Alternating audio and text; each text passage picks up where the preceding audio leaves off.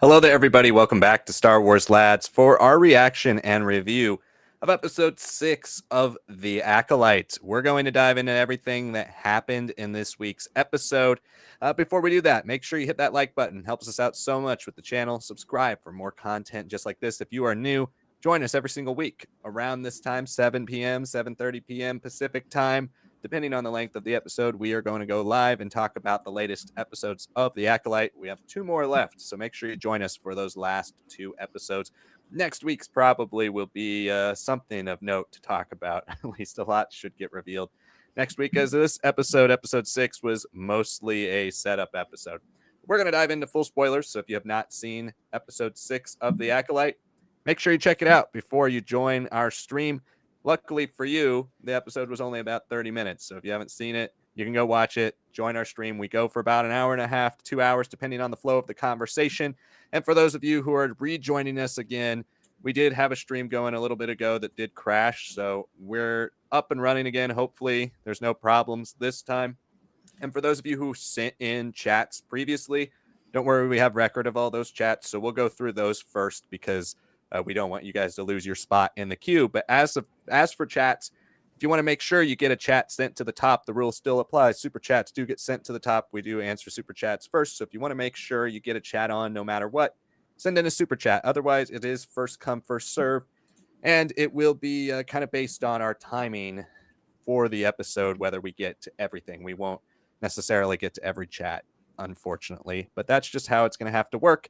So keep sending those chats, and it can be about anything you want. Star Wars, not Star Wars, Acolyte, whatever you want to talk about, send it into the chat, and we will try to get to it as soon as we can. But as always, we will start this video out with our review of the latest episode of The Acolyte. So I'm going to pass it over to Sonic for his thoughts on episode 6 of The Acolyte. Yeah, like you said, Liam, it is a lot of setup. It is very character driven. I actually enjoyed it quite a bit. There are still things that I'm not really sold on with how they're portraying May. She kind of gets a little bit of a goofier episode before Soul kind of steers it back to a more serious and seemingly darker turn for what we're going to get revealed here in the next episode. But yeah, I think I enjoyed it a lot more. I really liked a lot of the OSHA stuff. Chimere is clearly not a Sith Lord at this point, or was maybe a Sith apprentice, and he's like, yeah, that doesn't work out for me either. I just want to be who I want to be. There's a lot of possibilities with him, and I think we were all still kind of thinking that when he's like, the Jedi would be the ones to call me Sith, right? He wasn't ever saying, yeah, I am outright a Sith. So this is gonna be interesting. This is gonna be a little bit more weight to the flashback than expected. I always expected the second half of the flashback we're probably gonna see in the next episode was gonna kinda come after, like, a big crash sequence in space that we've been seeing in the trailers and TV spots. But this was just like, "Okay, let's talk. Let's deal with this stuff," right? And OSHA is very easily being manipulated by Chimere, but Chimere is also not, like, necessarily trying to, like, lie, like, he is. I you don't just take disrobe, go in water, and turn your back on someone who's ready to kill you without some, like, nefarious intentions, right? So, he even if he's not truly Sith, he has much darker elements, dark side thoughts. He's trying to be very distracting in as many ways as possible. But he's also trying to just push OSHA to like understand that the Force is not what's given to you. The Jedi and how their strength is portrayed and their philosophy, those are things that are placed on you. You're not exactly who they wanted you to be. And there was that moment where like she was like, "No, I failed," right? And what does that mean? Like that definitely adds a wrinkle. We know we've had some dialogue about, hey, OSHA was not really well received by Indara, and that she found it very difficult to separate what happened on Brendok and coming to the Jedi Order, and she didn't feel fully free. Like those are all there, but then for her to just say I failed, right? It's like okay, and then Chimeра's like, yeah, you say that, but like, what does that really mean? You need to sit down with your own thoughts, really understand what you went through, I thought even though I don't, again, love these final tags being these, like, 30-second little things, at least there's some setup leading into it, and I do like the sensation of, like, seeing it through the helmet.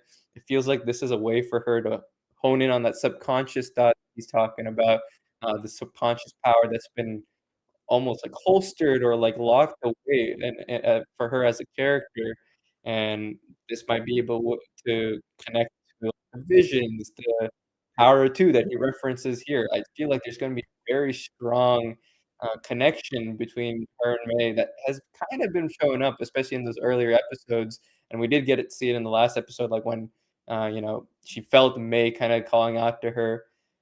But now it's like, okay, like, let's put her in here. Let's have, like, the thing unlock. It's a sensory deprivation tank, essentially. It's kinda like a Stranger Things situation here.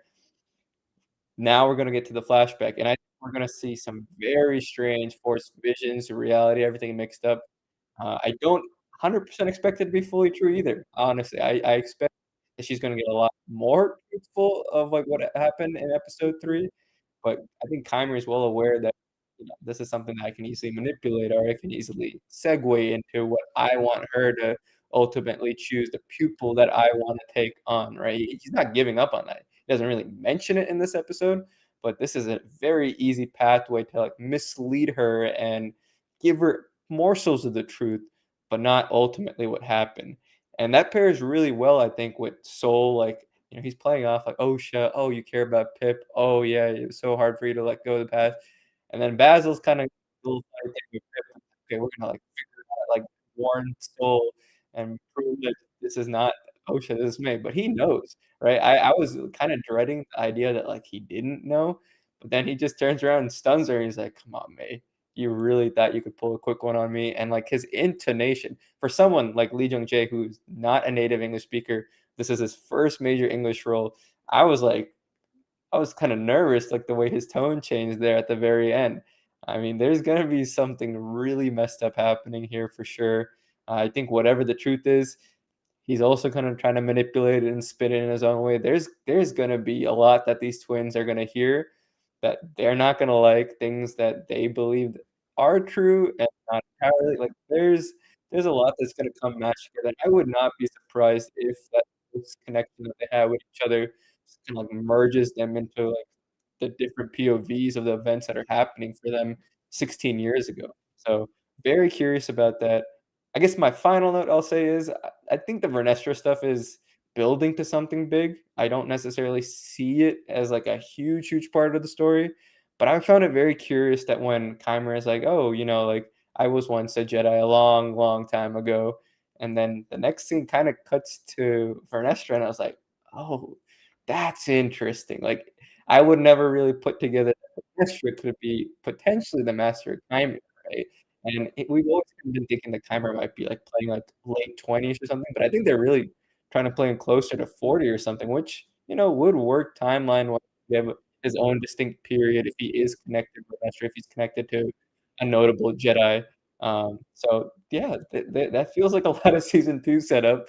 I hope that we get to have a conclusion here for season 1 that's very definitive, but that is I don't know. I don't know if it was just me, but I found that, like, a very interesting connection of kind of being implied there, and man, Vernestra is changing as a character with this show quite a lot. I can't wait to see what Phase 3 really finishes off, or if there's gonna be, like, another story set between High Republic Phase 3 and Acolyte, or if we're gonna get, like, a part 2 of the Acolyte as early as, like, mid next year or something. Because there's a lot that they're teasing here that I'm like, are we ready for it? Like, is that what the story's actually trying to lead to instead of just, "Oh, here's a Tenebris, here's a Plagueis," right? So, yeah, very, very interesting. This is an episode with a lot of tension. I liked it. Very, very curious how it's gonna go because it's not going the way that I even thought it was gonna go before.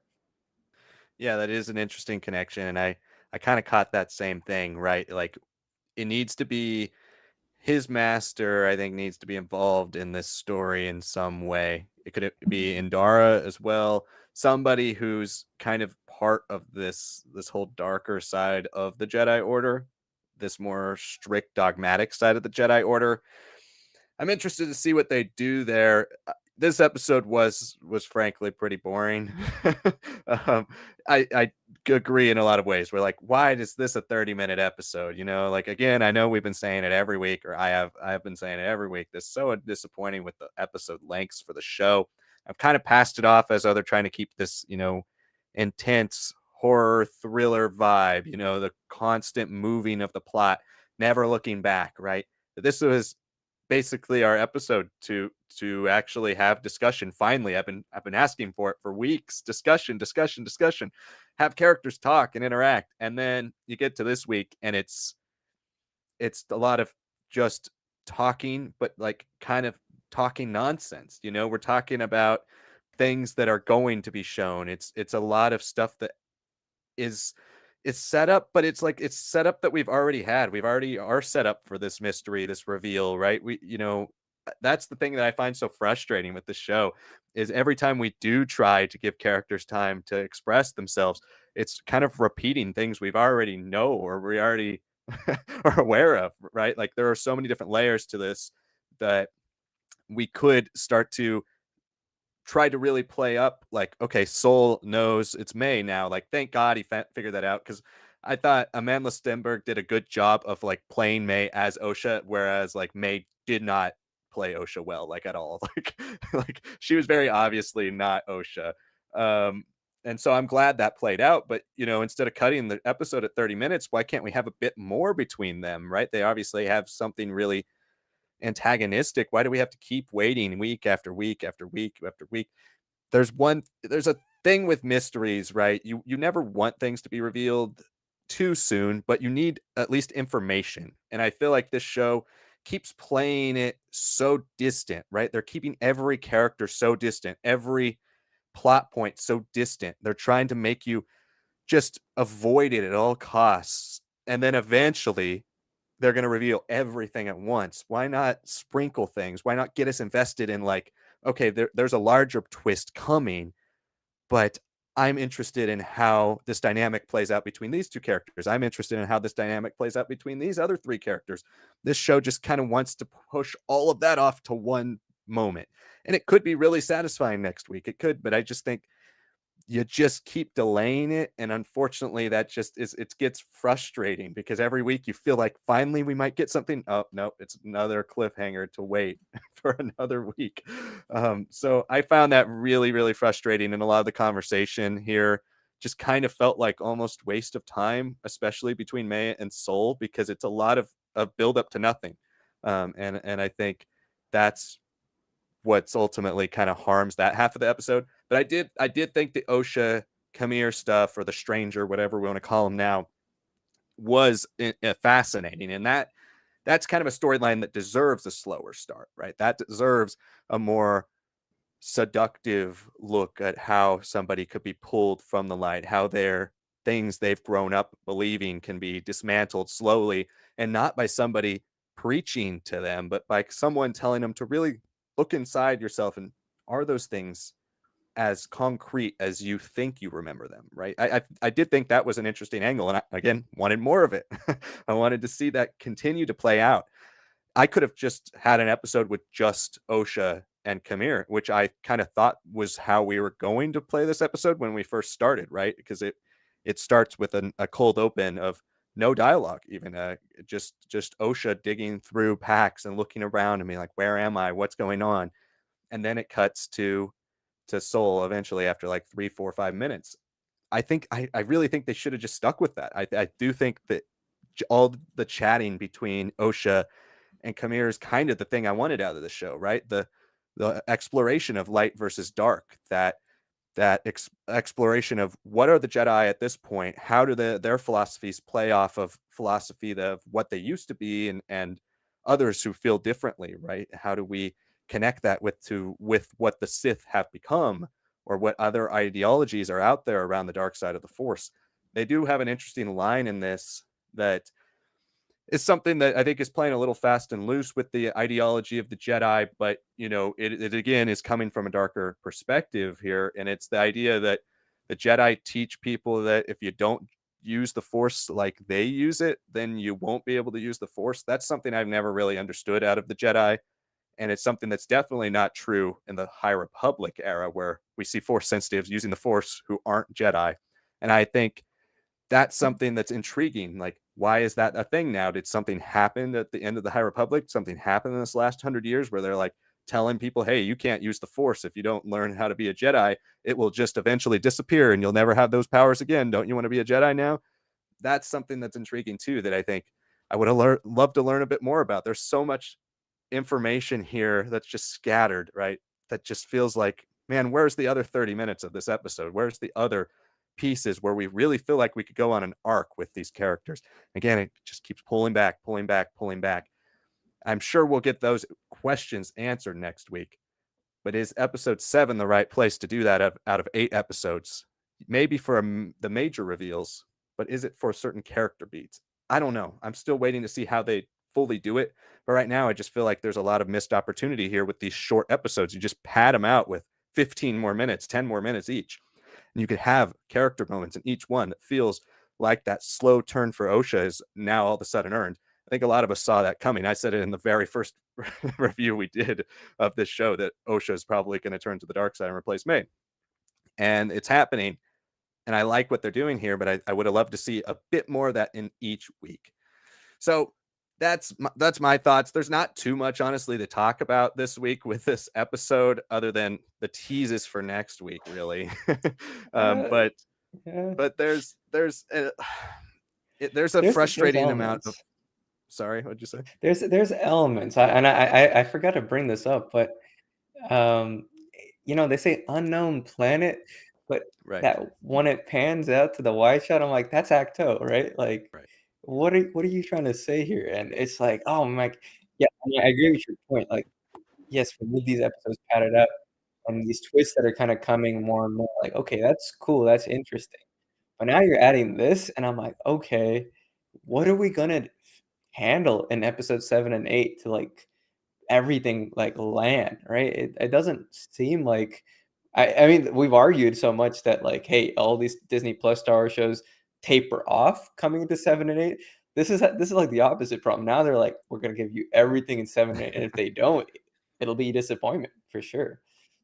Yeah, and this show seems very interested in trying to be a bridge between the prequels and the sequels, right? And that's a lot to do in 2 episodes. It's also interesting. I mean, you said earlier too that you don't think Kamir is a Sith anymore, and I mean, I don't know if he is either. I'm starting to lean towards he's not, but I'm still not completely sold that he's not his own kind of acolyte or apprentice that's off doing his own thing, trying to build his own side to take on the master. I'm still kind of banking on that possible reveal towards the end of the show of a Tenebris or Plagueis. I do think the larger connection to the overall world is coming. I think it's an interesting way, at least, for us to head into a possible season 2 with, because that's something I've also said about this show the entire time, right? Is I can not like the season, right? I cannot like the season, but if they do a good job with 7 and 8, or at least 8, I can be at least interested in. Hey, I'm interested in season 2. What's going to happen here? I want to know more. That's all they really have to do to get a season 2 going, is have enough people intrigued by the future, even if the other 7 nobody likes, right? So they still have time to get you on board for season 2, and I'm still definitely somebody who wants more stories in this realm. And I think laying all these Easter eggs, right? And the Kylo Ren, I watched all the way to the end of all the credits again, and they play Kylo Ren's theme again in the credits. They're really wanting to connect this to the sequels, specifically The Last Jedi, of course.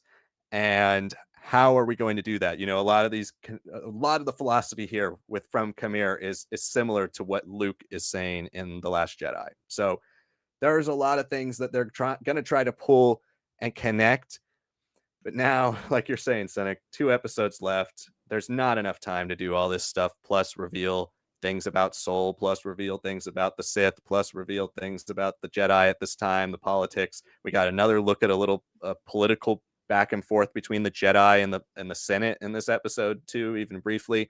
There's so much the show seems to want to do, but strangely, it's focusing on a plot point that's specific to certain characters, but those characters aren't interesting enough to drive the story forward without the trappings, right? And right now, if you would have gotten us attached to these characters first and then had this twist be something that's galaxy altering and really affects the events of everything we know in the Star Wars universe, then I think we'd be more interested in seeing the way the show connects to everything else rather than just, focused on the Easter eggs that are being laid here towards the end. Yeah, no, I totally agree. I think I will definitely love episode 5, partial to a good amount of 4, and I do like a lot of episode 2. This one would be a little lower, but I think this is one that, again, like so much of this show feels like it should just be an 8 episode binge, and then you're gonna be like, "Oh, yes, that's satisfactory," because 7 and 8, everything finally comes in for this massive 1-2 punch, right? That's Yeah. that's the only way I really see the way it's formatted, right? And I was talking to previous reviews and predictions, like, these tags, maybe they're lining up for something. You don't know at this point, right?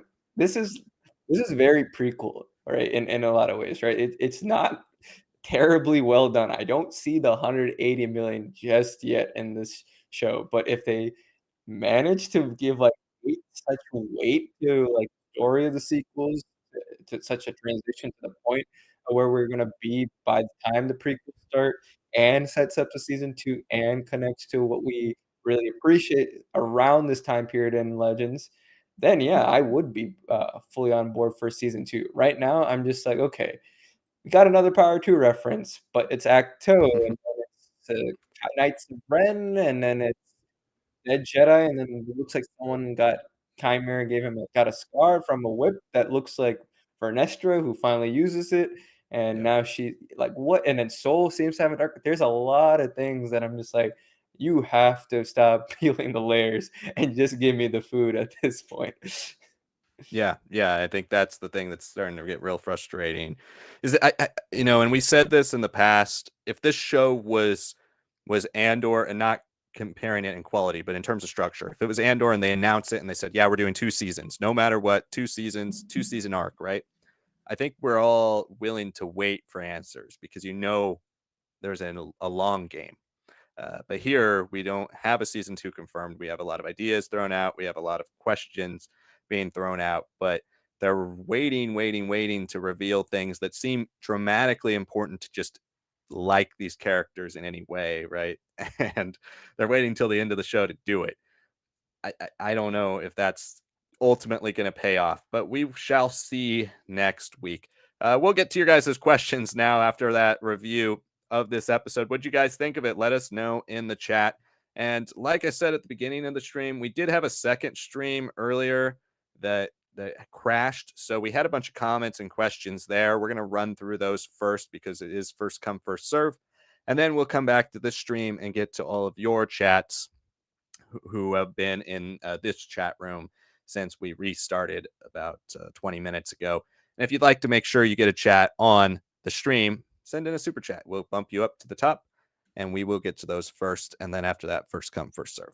All right. So to get to the questions, we have Anthony Tiff who says, I know the concept of gray Jedi is controversial in both Legends and canon. Both Disney and George Lucas say the concept does not exist, but I think it does. What is your opinion on it? That's an interesting question, and I think it is something that is more semantics than anything, right? The idea of gray Jedi, I don't think can exist because the Jedi are a light side faction, right? Just the whole thing about dark Jedi too. It's a semantics thing, right? Those things shouldn't really connect. You could follow the ideology of the Jedi, but if you're using the dark side of the Force, you kind of go breaking the number one rule, right? So I think the term itself criticism, but personally, I think there can be gray Force users, people who call on both sides of the Force. Now, it is very difficult for that type of thing to exist. It is somebody who has to have an almost supernatural ability to wield the Force because the dark side is so seductive, right? We've seen that over and over and over again. It's much harder to wield the dark side as a light side user than it is to wield the light side as a dark side user because you have to tap into those emotions that you're supposed to be banishing. And I think that's where George Lucas, especially his kind of pushback on that idea really comes from, is because like Yoda says, once you start down the dark path, forever will it dominate your destiny. It's something that is almost impossible to come back from.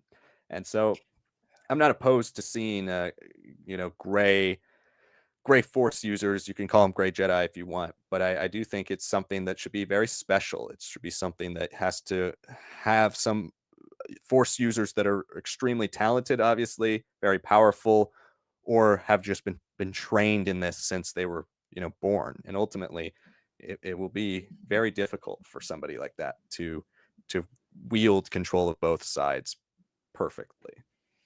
Yeah, and Gray Jedi also has the complication of if it's more the ideology of like what a Gray Jedi is, where you see those fan mashups where they kind of combine half of the Jedi code and half of the Sith code.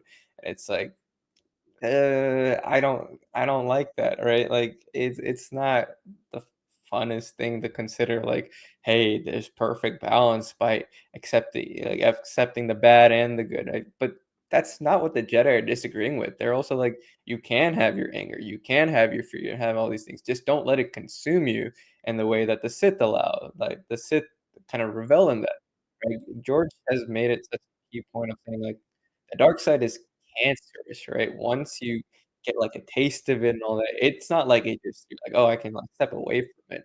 It grows, it builds. You have to make a very concerted effort to remove those thoughts, those emotions, those actions that you start embodying, right? So when people talk about gray Jedi as an ideology, I don't believe in that because it's just there's just no way of saying like, yeah, I can like sometimes like kill and behead like 15 people, but then like pull it back and like say some nice words, right? That's kind of what it really feels like. I know there's nuance, right? Because then that reaches to the question of, okay, what about like Jedi who are often called gray Jedi, like a Qui-Gon, right? And it's like, well, that's different. He's still a Jedi, right? He isn't really a gray Jedi, arguably. He's just a more honest and more High Republic-esque Jedi. He's someone who's more in tune with his emotions, feel, don't think, right? He's not like weighed down by the bureaucracy of being a Jedi. He's not weighed down by following everything that everyone else around him has said is tradition and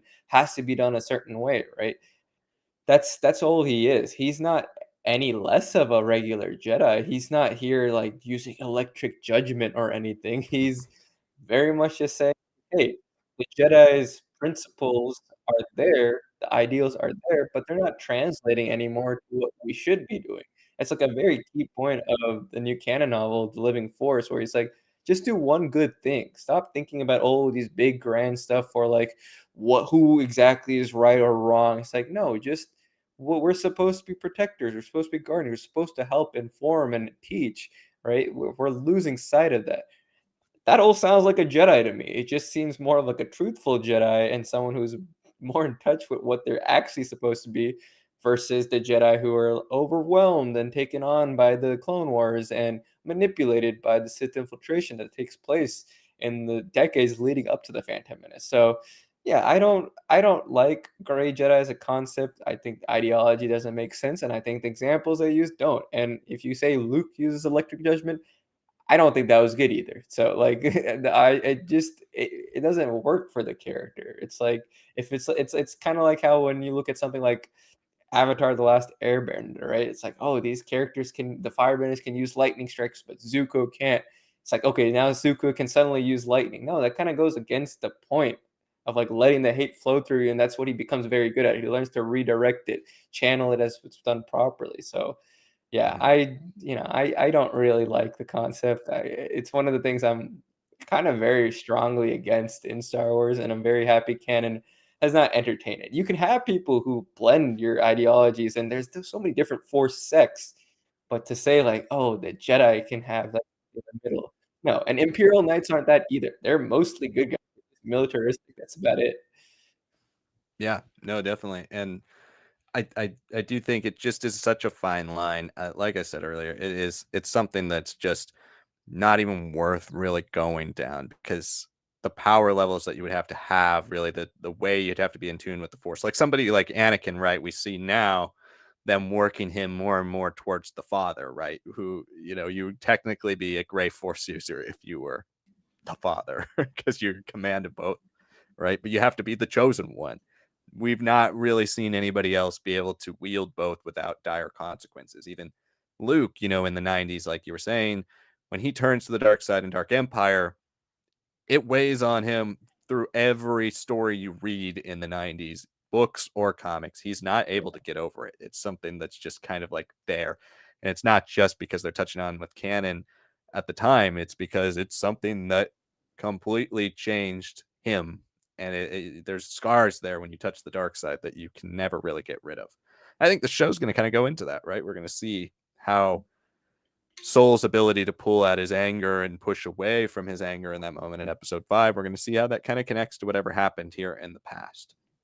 And I think that will be maybe the most consistent and exciting plot thread we have here. So David Fieldson sends in a super chat. Thank you so much, David. As always, we always appreciate your support. So we're going to jump back over to David's super chat before going back to those other chats. David says, what was the Baldimnic? Was Camille Delane aging, bathing in those waters, or with Plagueis' help? Were they implying his scars came from Vern's whip? Well, thank you so much for all the questions. Yeah, there's a lot of interesting dialogue around Camille in this episode with the way he's able to use Osha's words really herself to answer questions that he brings up in the air. You don't really get anything from him. I did appreciate that about the writing, specifically in this episode, where a lot of it is very subtle with Camille. And I think he's honestly becoming the best written character because he has a lot of moments in this episode where he, like, even the Vernestra whip thing or the scar that might be there, right? She says, how'd you get that scar? And then I forgot exactly what he says, but she says, your Jedi masters gave it to you. And he just kind of nods. And he doesn't confirm or deny anything really. He's letting her create the story and fabricate the story, which I did think is something that is quite Sith, if he's still gonna end up being a Sith, because the Sith let you slowly fall down your own rabbit hole of dark thoughts, right? You don't, Palpatine, the way he does it to Anakin, it's not by really telling him this is right or wrong. It's by giving him options, like actually opening that door to, there are other ways to look at this besides just the Jedi's way.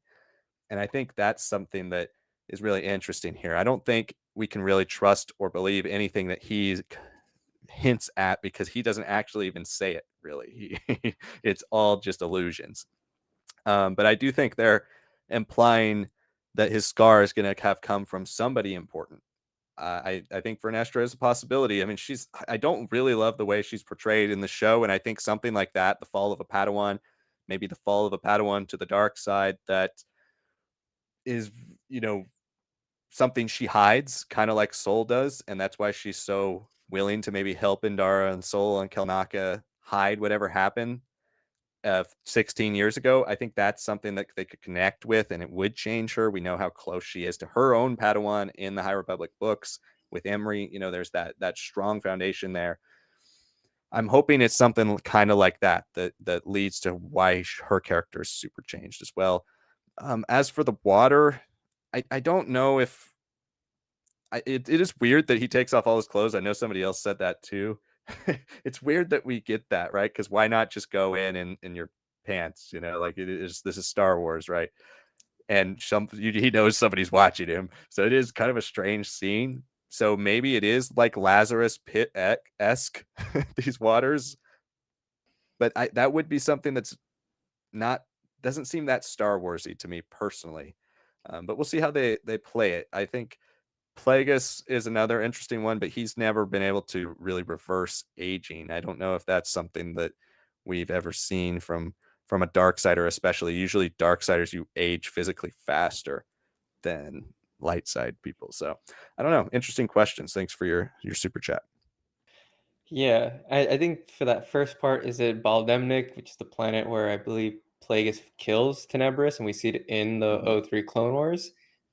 I mean, it's a good shout, honestly, and it does raise the question of, are we not gonna get a bit sit leading into a Mun sit? And it it it wouldn't be horrible. I know it's a little hard to convince the bit design to, like, really be menacing. I think you can get the Mun to work pretty well. I don't see if you're gonna use money and the 180,000,000, you just say, like, all of episode 8 is gonna have Plagueis and, fully realize they're like, I'll be like, "Fine, you used your money well if he looks great," especially for TV limitations and restrictions, right? So yeah, it could be Baldemnik. I mean, that's also where the cortosis mine was first begun, and then it would make sense, right, to have this be where the cortosis was taken from and used in Chimer's mask.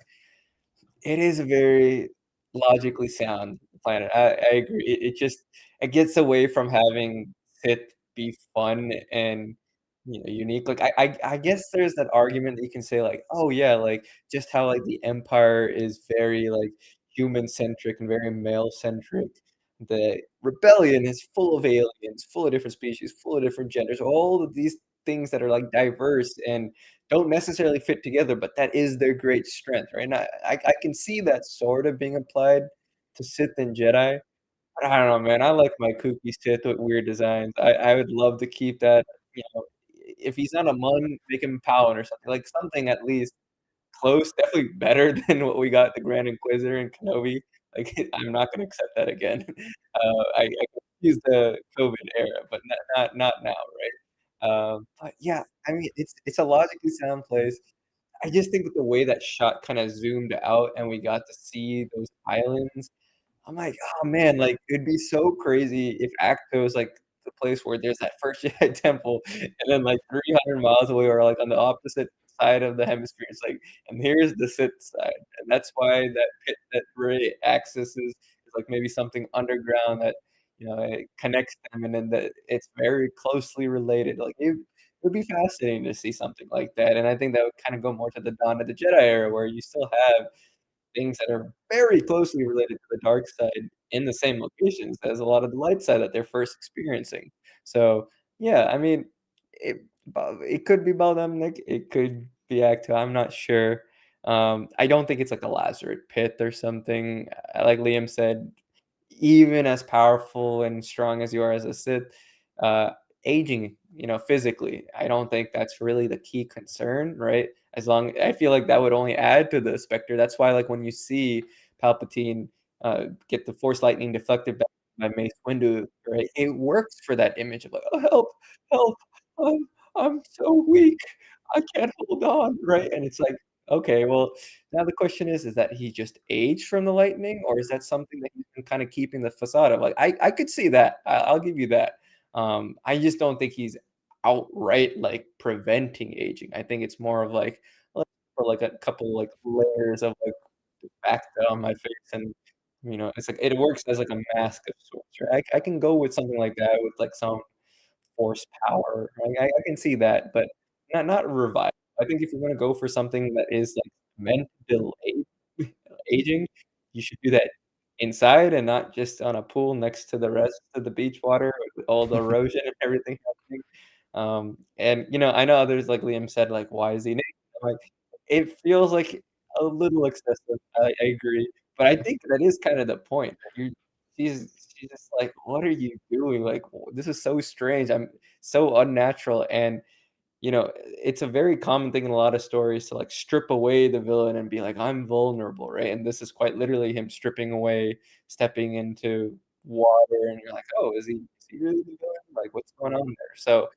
uh, I think that was just more for, like, fun more than anything, but I can totally see it used as, like, a reason to get her questioning things immediately, uncomfortable, and continue this bench swallowness of the Star Wars that's been happening. Um, but yeah, I guess for that final point, backscar coming from a whip, I mean, yeah, it could very easily be Vernestra. And to that point about Vernestra's apprentice in the High Republic, she cares so much for Imri. It's like a huge part of her growth as a character. And yet she's also so happy to see him grow beyond her, not need her direction or any Jedi's direction, having found purpose, that she's so willing to just let him walk away and do the things that he needs to do as a Jedi. So for this to be her apprentice in more recent times and to have gone the dark side or done something wrong that would have like made her think that he's either outcasted from the Jedi forever or unable to use the Force or has fallen to the dark side or killed. Like there's a lot of questions there. And yeah, I don't know. I mean, you could also argue it's like just some Force lightning or something done to his body, and like that's like it was like so concentrated and it spreads out and looks like that, like a branching Force lightning or something. But yeah, she is looking like a very strong candidate, especially with how it's edited together. Yeah, well, and I think especially too that scar doesn't really look like a lightsaber stab wound, and we don't really know. Like, you don't really get yeah, you don't get a scar like that from a lightsaber wound. I mean, I guess we don't really know what a lightsaber scar looks like. It would be a burn hole, mostly. Right. So, but yeah, so I don't know. I guess a whip would definitely be more likely because it's a long scar. I guess you could get sliced in the back. Um, we're gonna have people eventually, going, "Oh, yet another person who gets stabbed by a lightsaber and lives." But we'll see what happens. I don't know. He doesn't really say. He doesn't say that happened to him, right? Again, I No. want to keep emphasizing that he never actually says it. It's Osha coming to that conclusion, and he just kind of like gives her that look like, yeah, you're right, but he doesn't actually say it. So it's that typical Sith thing of just trying to constantly push those ideas onto other people so that they come up with it themselves, right? They feel like they discovered this. It's that subtle manipulation. And I think they did a great job with Kamir in this episode because he is so different from the last two episodes, right? Where he's absolutely just feral with power. These two episodes, he's so much more restrained. He's obviously creating a persona to give to Osha to push her towards the dark. And I do think that works pretty well in this episode. I think it's a little quick, but it works. But yeah, thank you so much, David, for your super chat and for always sending in super chats. We really appreciate you. And now back to the questions. I believe we were at in the previous chat before we finally get back to this chat. Uber Tibi says, very character driven episode. Awesome. Learning about Cortosis and Kamir's cave, having the ores. Osha joining Kamir is also sick. Uh, Kamir was doing a good job taking Osha to his side. What are your thoughts on Balin's skull potentially being recast for Ahsoka season 2? Okay, so yeah, I'm glad you enjoyed the episode and got a lot out of that side of the episode. As for Balin, I've been hoping they recast him since we heard Ray Stevenson passed, especially hoping that since we saw his performances, because this is a character that needs to be finished. We need his arc finished. You can't just leave him there. I think Ray Stevenson would be somebody who would want that character to be given his full due, and he's such a great character, easily the best part of Ahsoka. And so you have to do it. I don't want to see him just disappear and then we get a book about him, because I'm sure there would be a great book about him, but he's such a physical character. I want to see him fully embodied, and I don't think it'll be hard to recapture what Ray Stevenson does, but I think you need to try at the very least. And he's a character that seems so a part of the mystery of what they're setting up to for Ahsoka season 2 that I think you have to do it.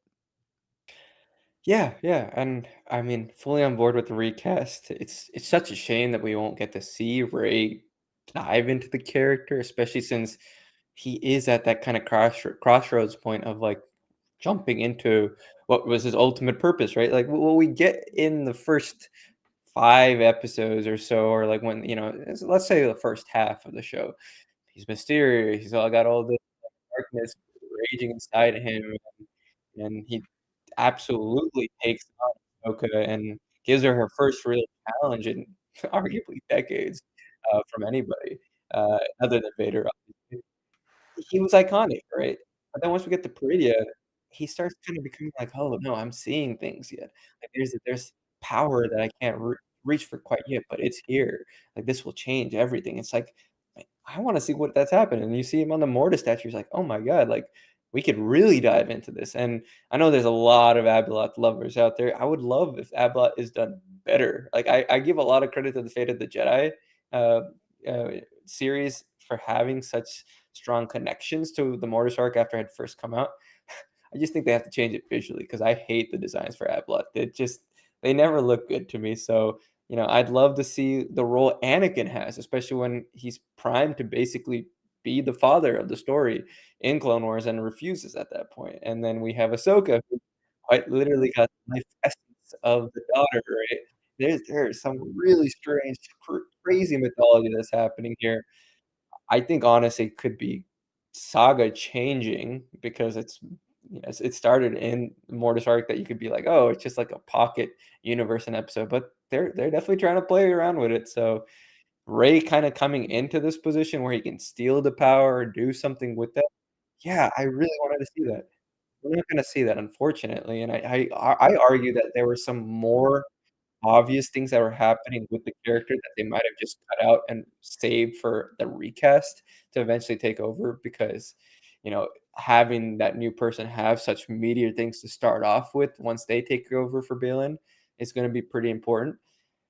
But yeah, I think whoever we're gonna get has to be someone that is well known in the TV world. I really doubt we're gonna get, like, an A-lister because Ray himself was not. But if there was ever a point in the story where a recast could work really well, as sad it is to say, this is the best position. This is where it would work most.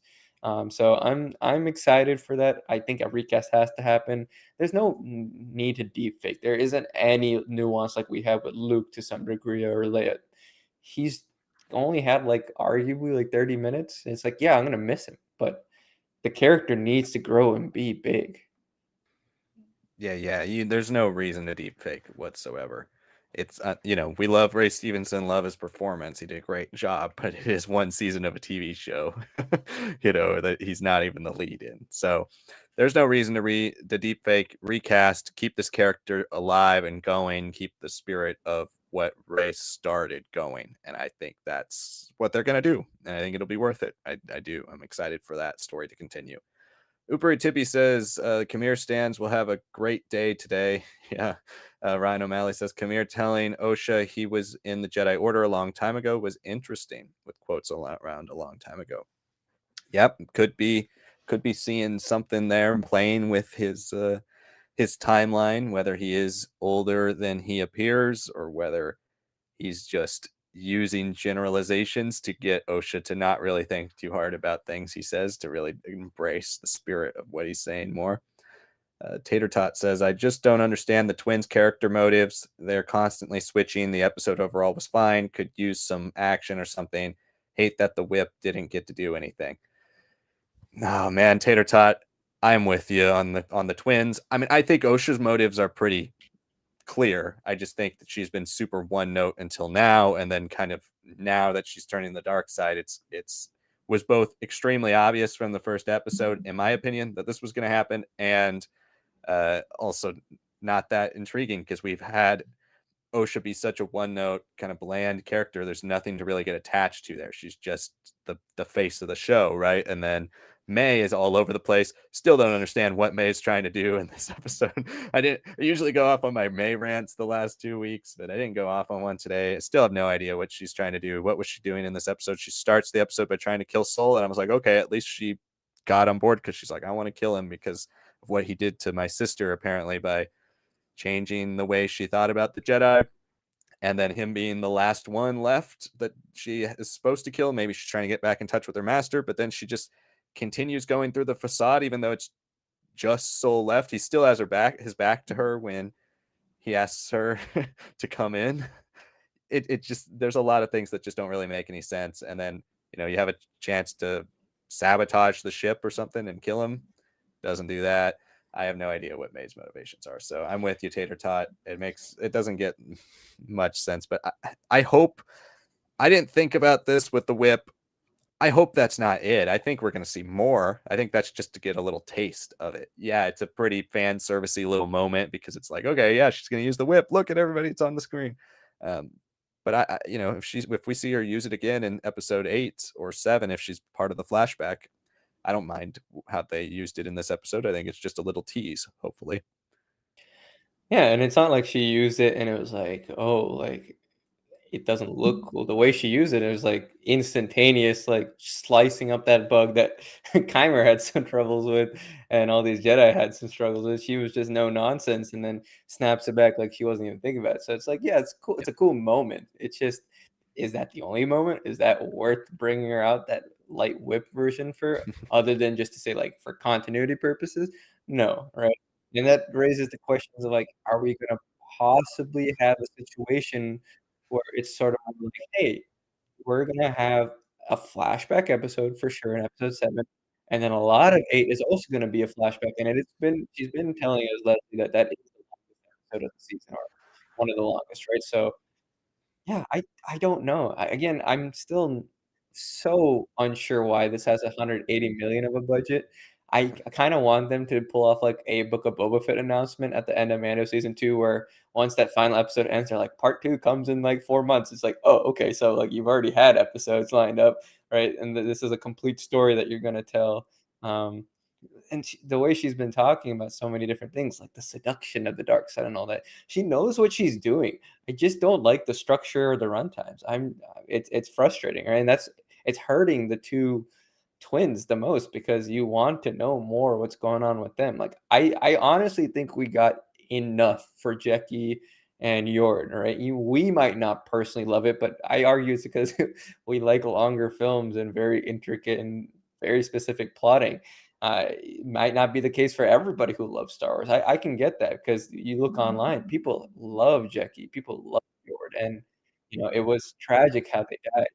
But I don't think anyone loves May or Ocean. Like they're like, oh, like cool characters, but the time that we spent on them is approaching almost a time that we've had with Yord and Jekki and all these other Jedi, if not more. And you're like, okay, why? I think I finally care about Osha fully. I think this episode made me care. I think this is one I'm going to definitely rewatch and have even stronger feelings toward, especially with how she's reacting to Chimera and a lot of the dialogue around that. But yeah, what's going on with May? Like, I'm glad that Soul knew it was May from the start, right? Like, I know Basil telling him or, like, alerting him would work well. That's such a very Star Wars tropey thing to do of, like, oh, the unsuspecting hero of the situation, like, almost like the Ewoks, right? Like, I thought it could be something kinda like that. But yeah, what does May have in this episode? She kinda gets, like, annoyed and flustered by Basil, like, holding on to her leg and then squirting some, like, engine fuel into her eye or oil. And then yeah, and then once she's finally, like, fully OSHA as best as she can. So I was like, "Alright, I'm tired of this," and, like, Basil's, like, literally right behind him, he's like, "Oh, I was about to save the day."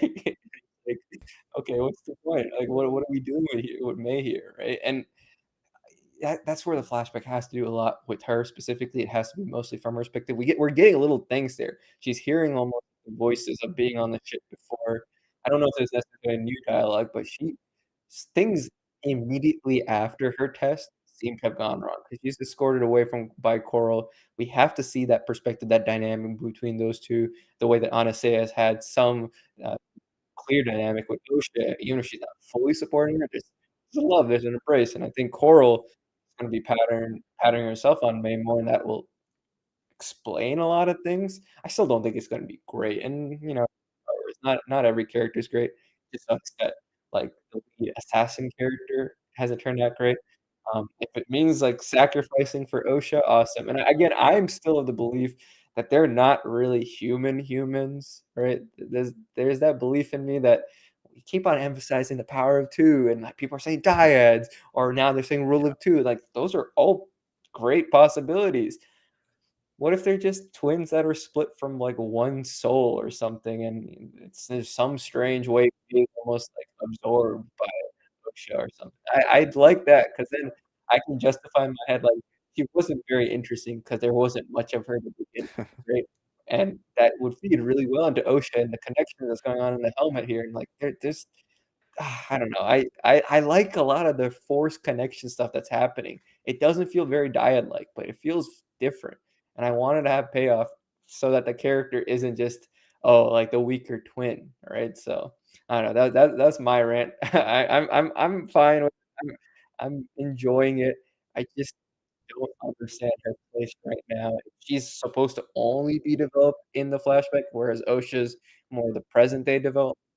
We didn't get that either because episode 3 is OSHA's POV or what she believes happened. So, yeah, Tater Tot, we're I'm actually enjoying the show. I know it seems like I'm not in some of this conversation today. I'm actually enjoying it more than Liam is. I've got more hope for sure than Liam does, but I'm also like, I need explanations for the money, explanations for everything, because everything I'm reading from these Leslie Headland interviews, she's saying all the right things, and it's not just like Yeah. she's being spoon-fed this. Like, this is someone who's a fan, clearly, of the EU and has spent a lot of time with Star Wars. You can't fake being an EU fan. It's pretty hard to do that.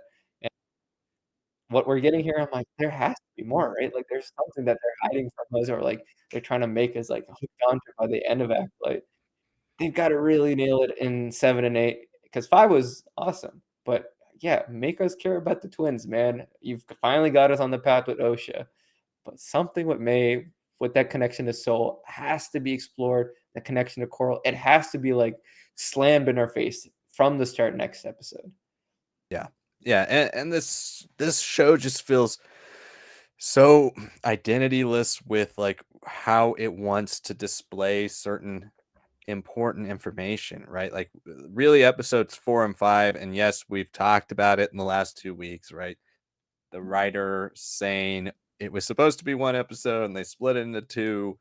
There's no reason to do that. There's really no reason. If you would have to do that, why not add stuff to it, right? But those were two of the most exciting episodes of the show. But they almost feel completely like in another show at this point, because we're back to this fire mystery, right? Episode 1, 2, all about setting up the fire, the fire, the fire. And you see OSHA's perspective in 3, which was a perspective that we didn't really need to see because we already heard her perspective about it. Then you do now we're setting up the fire, the fire, the fire again in episode 6 and 7, and then 8 will be the consequences of the fire. Where does the Sith fit in all this? Where do the acolytes fit into this? Where does the Khmer fit into all this, right? We're gonna have to have some connection to the fire. If there's no connection to the fire with him or with anybody involved with Khmer's story, and I feel like this show is like two completely different shows now smashed into one. It feels like really episode 4 and 5 are there just to get Khmer a part of the story if he has nothing to do with the fire. And it doesn't necessarily have to be him specifically, but whoever's the big bad behind the whole thing, however the witches connect to the Sith or connect to the Knights of Ren or whoever they're trying to tease with Khmer here, there's got to be connection to the grander picture. It can't just be the Jedi are bad or the Jedi did a bad thing, because if that's the case, then what are we doing even having Khmer part of this story? Like there's just so many pieces that just don't seem to fit yet. This next episode really has to do it. The flashback really has to do it. And it can. I'm not above hoping that it can. I've I've lost hope that I'm going to enjoy this as a season of show, but I do have hope that they can make me invested and interested in season 2. And that's what I'm really hoping from these last 2 episodes, is that I can be like, yeah, season 1 wasn't very good, but season 2 has some promising ideas that I think could be awesome. So hopefully we get that. A damn fine cup of coffee says this was seriously dull, and the constant delay of Soul's confession is cheap and unsatisfying mystery boxing. Completely agree with that second point. It was really just felt like it was there because they had nothing to tee up next week, right? It felt like it was just there to tee up the next flashback. There was nothing between them that was that intriguing. Their dynamic, you could have done so many things with having Soul figure out it was May, have some real discussion there, have some real moments of tension with Soul not knowing it was May. There was just no real buildup. The only moment of tension is right in the first 10 seconds that you're in that scene when she walks up to him with a knife and then she puts it away, and you never see her ever attempt to come at him again. And her constant pushing to try to get answers out of him is really just her being the audience and being like, can we finally get information? And they're like, nope, wait another week. So I found it extremely frustrating too. Yeah, I mean, I don't fully agree just because I always thought 7 was gonna be really where the story is told. I just expected to have something started from Seoul, right? And it was also dependent on him buying Mei Wasosha for at least a few minutes. Uh, that doesn't happen, obviously, and we've got convenient, like, machine failure and all that. But there are some very interesting things going on with Soul I think people are ignoring, right? Like, his first real moment here is to leave the cockpit, look at like, reset the system or whatever, and then just smash his hand. There is something eating at him so hard. Like, I know there's, like, that whole idea of, like, he's still a good guy and he made one mistake, or, like, he's secretly fallen and he's been keeping up this facade for so many years and he's actually one of, like, the acolytes or something from before infiltrating the jet. There's a lot of things that you could go with him for. Regardless, I think Lee Jung-jae is selling that. So if you're bored of his scenes, I don't buy that 100%. I get the idea that you don't get enough of what's coming next or what's gonna be set up for 7, because I feel like Osha at least is put into a headspace. She's quite literally wearing the helmet where all her senses are deprived, and only thing she's thinking about is the emotions that Keimer brought out of her history, and then everything that he's been explaining philosophically, and then having her think about like, okay, do I really know what happened? Like, do I know what I feel or think about my life, right? And then that makes sense. May again, like Basil kind of being involved, I was like, they're going to be more directly connected to Soul.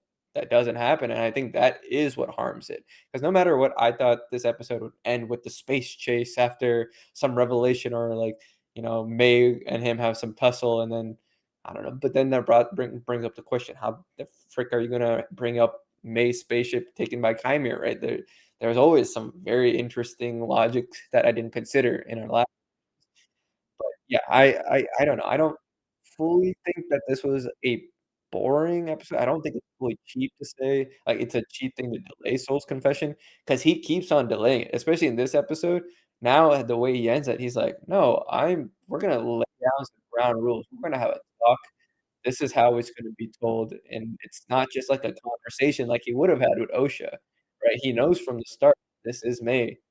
It almost feels like bait, almost feels like he's ready to cover up something a lot darker, and now I hope the conversation for this next week is between Soul, between, Chimera, and between Vernestra.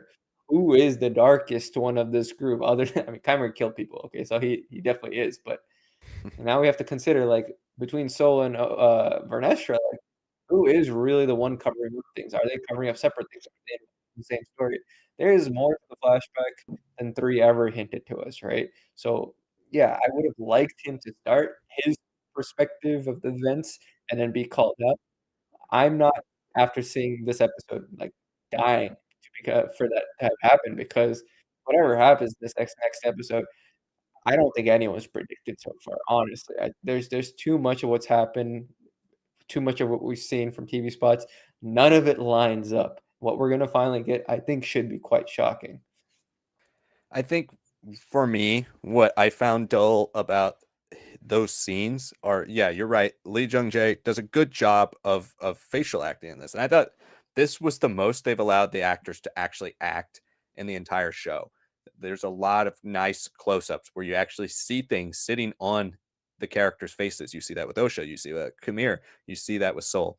But I think the thing that this is missing, right, not just the tension that I mentioned earlier of having those two characters in the same room, characters don't get along, a character that wants to kill this other character and hates them.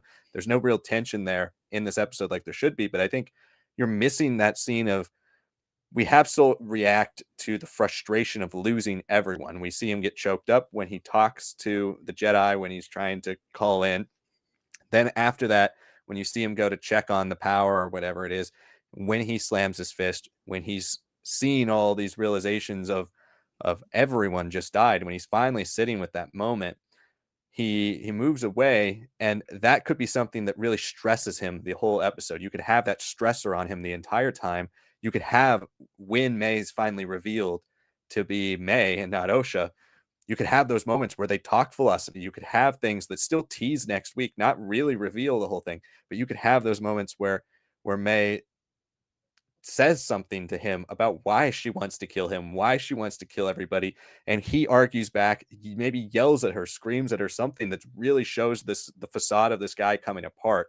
And there's nothing there outside of that one scene to where you really see anything about him other than when he says at the end, "I'm going to tell you everything now." That starts to feel like it's the whole episode is just more and more teasing.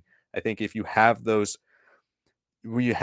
teases in the episode where things actually seem like they're starting to get hashed out, it's one thing. When you just constantly keep saying, "I need to tell you something." Oh, power outage. Oh, Soul, what happened? What are you not telling me? Oh no, the transmission's coming. There's so many different times where that's happened, and this has been going on since episode 2. I think that's what's starting to get really frustrating, and that's where, for me, I found that whole thing with May and with Soul kind of a waste of time in this episode, because it just never really felt like they were ever going to give us anything about the actual story here. Yeah, no, it's fair. I'm not gonna defend every choice of the show, but I buy so much of Soul being way more messed up and complicated than just having like one thing happen on Brendock, or like he was unaware but he was complicit, right? At this point, the way his demeanor shifted and everything, Mhm, I mean, I wouldn't be surprised if he assassinates May, honestly, to protect himself. He ends that episode jumping away somewhere, right? And mhm. presumably that means to the ruins of Brendock, or something of that manner. But then where does the space chase happen? Right. There's so much action that has been hinted at, so much that I'm like, we have only 2 episodes left? Like, what are we doing here? I almost want them to just be like, "No, we have another, like, 8 episodes lined up for you in a couple of months." It's like, Yeah, "Alright, that would be great. like, there's your 180,000,000. I could buy that for sure." Like, if this is part 1 and then part 2 comes out, or part A, part B, like, I would be very happy, honestly. But yeah, I'm not gonna defend everything. This is the one of the things that I'm like, no, I'm seeing what you did there with Soul. I'm not seeing what you did there with May, right? Yeah. May is just, she could have been more like pressed on it, and it would have been something like, I know she doesn't know that Osha and Soul had that like little talk about like, we'll talk about everything like after this is all done, Yeah. but she also wants to know everything. Why wouldn't she bring it up, right? Again, that falls on the character, man. Again, if he somehow gets like absorbed into Osha's essence, I'm so much happier with that, honestly. Just if you're gonna downplay your character and make it feel so unhinged and disconnected at times, and it's intentional by the end of the day, I'd be very happy. But right now, she's the one that's like dragging it down. I feel like everyone else reached a great elevated point and died, or has been growing in their performances. But yeah, May, I'm lost. Yeah, no, absolutely. And that is something big that we haven't really talked about much in this streams, especially, but he does go somewhere and we Yeah. don't know where he's going. And so he's plotted in coordinates to go somewhere specific, and we have no idea where that is. So I do think Brindok is the most likely place, but there's something interesting happening with Soul here that we're gonna have to find out. And I'm worried though that we're not gonna find out next week. Like I would like this episode to be 100% flashback, but then that does again push more and more of the like present connection all to the last episode for all the Kamir stuff, for all the OSHA stuff, for all the Soul, all the May stuff, all the wrap up. How does 8 handle that by itself? That would be, I think that's a huge, huge load to put on one episode. We'll Yeah. see what they do, but I'm leaning towards the fact that next episode is just purely flashback. Mr. Miggs says, I'm a huge fan of the show, but this one feels a little slow to me. Pulling out her lightsaber whip to kill a bug felt like a letdown. I've been really hyped on that scene in the trailer. I don't feel the 180 million in what we've seen so far. Force Awakens budget was 447 million. So this season should be like almost half of that. And it's not. Others have said the budget went to location shots. Well, yeah, I'm glad you're enjoying the show overall, though, and that's definitely a refreshing perspective to have as well. And you're welcome here, even though I certainly have been more frustrated with the show. I'm happy, very happy you enjoyed it. But yeah, I think we're gonna get more of the whip again. I think the whip is coming. You don't just show it one time. We're gonna see it again at some point. And as for the budget, I mean, I agree with you too. Like we've been talking about, maybe they're saving some big special effects for the end. But the way a lot of times projects just burn through money nowadays, it's not that surprising, to be honest. I think what's surprising is comparing it to other shows.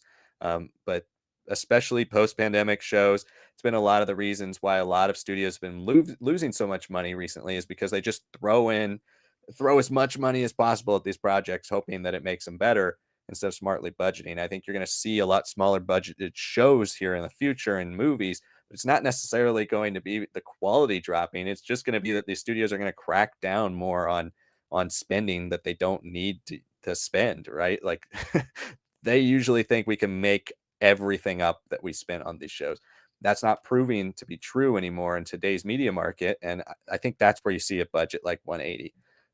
But yeah, I agree that like this show doesn't necessarily look dramatically more impressive than a lot of the volume shows that we've seen before. There are some good visual effects shots, there's some good duels, but there's nothing that makes you go, wow, this is a movie budgeted show. I agree with you there. Yeah, and again, Hollywood accounting, man, it's a real thing. Some things do like, it's reported, like someone was saying, like 470 million, right, for The Force Awakens. But it wasn't reported like that in 2015 or 2016, right? We know there's going to be money put for marketing in the hundreds of millions. That everywhere you walked around in 2015 was The Force Awakens. It just was. Right. But production budget was like, oh yeah, 250 million, right? That's what they tell us. But now they're saying, oh, it's 400. Like a lot of these movies now, they're coming out like 2, 3 years later saying like, oh no, it was actually this much. But oh no, we had a tax rebate because we filmed in this location. All of these little things don't line up, and they never have throughout the history of Hollywood. Right. That's a big thing. So something like Ahsoka being reported as 90, and we know that is very volume-centric show for a lot of its more unique visuals, right? That makes someone go like, "Hey, where is that extra 90 million that the Acolyte is doing?" Yeah, I mean, I guess you could say that they went to some cool locations like this island for sure, but is that enough for it? No, and again, I would love if they just end this being like part 1, and then part 2 comes out, and I'm just like, "Oh, this is always planned as like a strange 8 episode now, 8 episode later, 1 long season of a show." I'd be so happy because I think that justifies 180. But like Liam said, there's also the flip side of it.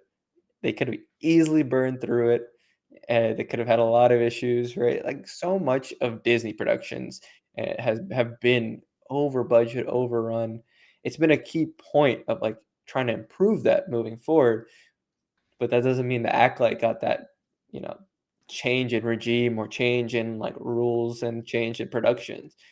It might have been one of the last few things that they're like, "Are you serious? It's 180?" Like, and it's only, like, 35-minute episodes? Like, what's going on, right? I just hope that we just have, like, something crazy by the end. Like, if you start episode 8 with, like, the history of the Sith leading up to Kymir or something, we get to see some crazy flash. You have to justify it. I don't see the justification yet, and that's not to say I'm not liking the show, alright? But I'm just not seeing where the money is. I'm seeing 90 million like Ahsoka, and I'd buy that, but I'm not seeing 180, and they really need to make that happen in the next 2 episodes or start basically telling us like, "Hey, no, there's more episodes. Aha, psych! Like you thought it was only 8 episodes. This is one long story. This is just the first half of it, and we're not getting 2 seasons because it's one long season." It's like, okay, fine, but yeah, I don't see it either. I hope that we start seeing it.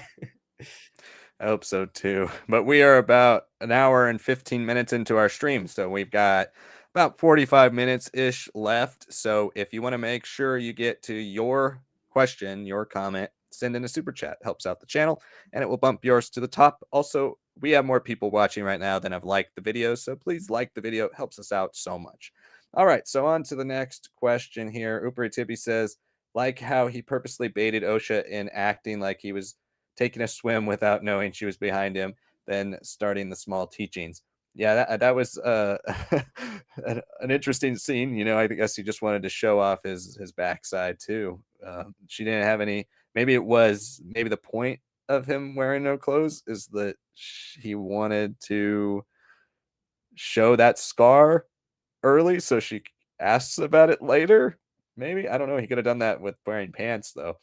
Interesting. I don't know, but yeah, I like the scene ultimately. You know where it goes with the teachings. There definitely I've already seen on Twitter people being like, there's that whole line that's like, "It feels nice to hold a lightsaber again," as he's walking naked to her, and it's like, that's very strong innuendo there since he's naked. Someone is already saying like, "Oh, your eyes, like, drift down for a split second," and it's like, "Alright, whatever." You're just you whatever. This is a universe that has had a history of objectifying people's bodies. I guess it's happened to dudes, whatever. I don't care. I like the idea of him stripping down and turning his back, all the things that make her notice details. Like, and I feel like a big thing about the stripping down is you wanna see those scars on his back as he's descending down. They just don't emphasize it as much until he's, like, in his little hut, and then she's like, "Oh, yeah, what's happening there?" and all that. Alright, so, yeah, that a little weird, a little strange. I'm not gonna deny that. It's just not the type of Star Wars I'm used to there. But yeah, it is what it is. It's a choice. I feel like the whole seduction angle that Leslie has been talking about in interviews a lot. Clearly, there's a physical component too, right? To some degree, not necessarily like, "Oh, she's falling in love with this guy," but she's seeing what she wants to believe, and Heimer is not saying yes or no. That's a big thing about his character these last 2 episodes. "Sure, yeah, that's what you said. I'll nod my head. What do you think?" He's not even giving any affirmatives, like, even nodding his head, honestly. He's just like, "Think about it." And once you start thinking about it, you're gonna create your own fantasy, your own thing. So he's just giving visual cues. He's just doing these things that might be a little over the top, but definitely are making OSHA, like, think a little too hard and for the first time in a long time for her. Colton Smith says the Vernestra shot made me mad. I'm not sure which one you're referring to. Is it the light whip one? Seems like there's a lot of people up in arms about that. Mr. Mig says episode 7 is probably going to be a saving grace since it'll likely have the flashback. It'll at least hopefully start to give us our answers, Mr. Mig. Tater Tot says next week is probably going to be a flashback episode. Then we come back to the present for the finale. These next 2 episodes have to be really good for me to have a positive opinion on it. Definitely agree with you, Tater Tot. We need some high quality reveals and very interesting direction for the end of the show. Mr. Mick says, right, so glad they didn't keep that he didn't know. Otherwise, it would have been a big no. Yeah, I think you're talking about Soul. Yeah, that would have been she. I felt like he had to figure it out this episode because she was acting so much not like OSHA. It would have been really surprising for somebody who seems like he has such a connection to her. It was her former master to not see through that right away. So yeah, glad that he figured that out. Nothing I Uh, can add there. Yeah, D'Angelo says maybe I'm overthinking it, but he keeps saying pupil and not apprentice. So maybe if he was Sith affiliated, he wouldn't be the true apprentice. Yeah, there's a lot of questions about that, honestly, and I'm still feeling like it could be any of all of the above, really. I don't see Sith Master. That's the only one I don't see. I could see Sith Apprentice still. I could see Acolyte of the Sith still. I could see a Sith Assassin or a Dark Jedi. I could see somebody who ends up using the dark side and is the foundation for the Knights of Ren, like we're using the Kylo Ren theme. Like his helmet looks like Kylo Ren's. That's something that's been on my mind since before the show even came out. I think it can be any of those, and I think all of them are satisfying in their own way. I mean, personally, because I still want the Plagueis novel intact as much as possible, I'd prefer him not to be the Sith apprentice. I'd prefer him to be some type of person who's adjacent to the Sith. But also because Plagueis is not around during this time, who's to say Tenebris doesn't have an apprentice who tries to kill him and then Tenebris kills him, his own apprentice, right? Defeats him or he dies in battle. there's nothing to say that that stuff doesn't happen. So I'm okay with adding to the lore in that way, but he really could be anybody at this point. Yeah, and I would also personally prefer him being a character who was a Jedi. Now that we know that for supposedly that's fact, right? Whatever he's letting us believe, and then he does go to the Sith, or a Sith takes him on, and then maybe that light whip scar that we're thinking is Force lightning or something, and he's like, "Oh, both of these groups are terrible. I'm just gonna do my whole learn thing, and I wanna make sure it continues by having a pupil," right? For my survival, for my reasons, my purposes, works for me quite well too. And if you're gonna wanna do something very closely tied to the Plagueis novel, but still different, yeah, maybe this could just be Venomous, and Venomous is, like, not just a backup, but he was the original, and Plagueis was his what came afterwards, and he just instead of being a bit too, he's like, "Nope, I'm human," and, was discarded, and then he gets wiped out or killed by the end. There's many ways to make what is their work, to still make changes that are in line with, like, what we still like about the really strong plot beats and the characters and their physicality, the looks and everything. But yeah, I don't know. Chimera is fascinating, just like Bale is fascinating. 'Cause there's a real, really hard thing to do with them, and that's to get a read on them. And this character, he's being very almost, like, pretentious about it. I'm just like, "Dude, just tell me who you are. I can't take it anymore." Whereas Balin, I'm like, "Okay, I get the general direction you're going, right?" It's similar enough. There's a lot of Legends characters that have been like you who've strayed through their own path. The orange lightsaber kinda does its own visual imagery there.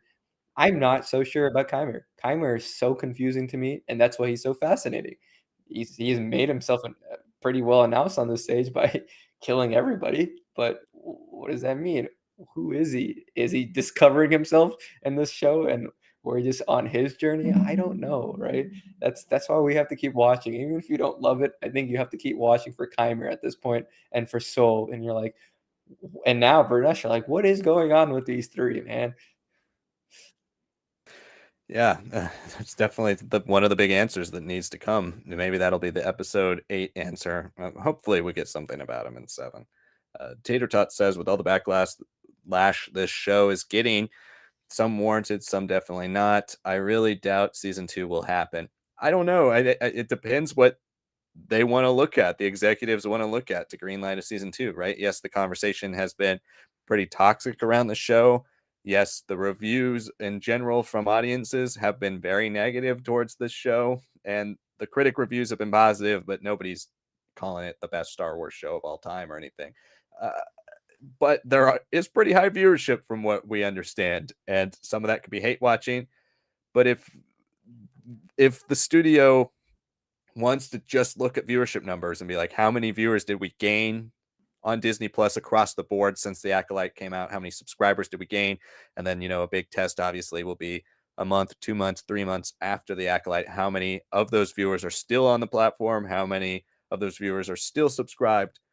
That type of stuff will probably be more of the deciding vote on whether you get a season 2 rather than do people like it or not. Unfortunately, that's just we live in a numbers world, especially in streaming. It's all about numbers.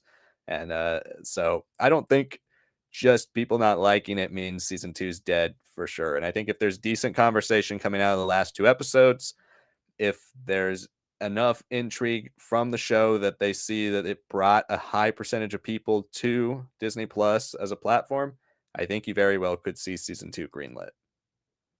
Yeah, and I mean, there's been plenty of other shows that have come out in the last 5, 6 years that people have not loved. Like, great example is Star Trek Discovery.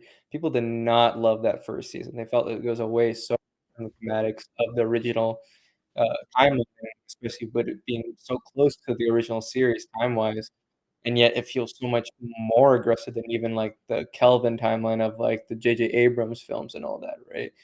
And yet that show's managed to get to 5 seasons, right? And I think we live in a world where Star Wars is still fundamentally more popular than show on Paramount Plus, which is folding like crazy.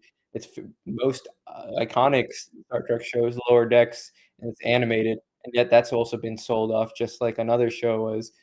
I don't think the numbers would necessarily say like, "Oh man, Acolyte is so bad it has to be canceled of any future plans." Now, could it be reworked into a different like type of show that the Acolyte plot lines then are addressed further into? Sure. But yeah, anybody who's like, we're YouTubers just like all these other YouTubers are. And frankly, all we're saying here is just like a fun discussion and conversation. There's also plenty of people who are grifting and people who have been directing their people to attack Wikipedia and all these things. Those are horrible things too. But in the long run of it, we're nothing. All right. Like we're not really anything significant. There's metrics that they use that they keep well guarded for every streaming service that's more important to them than just what we're saying here for the last like hour and like, yeah, this is a great conversation, guys. We really appreciate it. But we're not making that big benefit or, negative towards Disney Plus in the direction of the act. Our eyeballs on screens, how long we linger on the app, what things we click afterwards, those are all way more important. So, yeah, in some ways that people hate watching it are actually ensuring in some ways that this show has strong chances for a season 2. That's the funniest thing about it, right? And there have been weeks where things have been quite positive, right? This show debuted with really strong viewership apparently. Uh, episode 5 got people talking for sure, rightfully so. Yeah, I don't know, and, when you look at, like, IMDb, Metacritic, Rotten Tomatoes, you can't genuinely say that people are just putting all their frustrations out for the first time for Star Wars and that everything is so accurate. It's not. Like, I'm sure there's more negative things in the audience for that are justified, and I'm sure that there is the critic rating scores, how it's on Rotten Tomatoes, that is pretty misleading. But come on, man. It's not even done. It's got 25,000 reviews on Rotten Tomatoes. Look at Ahsoka. It's got 5,000, and it's been done for 9 months, right? So it's like there's so many things here we feel are so important positively or negatively that honestly don't make a difference. Disney has other things, other metrics, other companies analyzing every single thing we do on their app or even on illegal websites of hack questions that matter more to them than whatever we try to say or create out of it. No, you're right on in almost every way. I think the one thing I would preface is that they've never had this type of Yeah, review bombing. Even if it yeah, is review bombed, we've never seen something with Star Wars on it that has been this dramatically disliked since the holiday special, really. Like even the Rise of Skywalker didn't get this.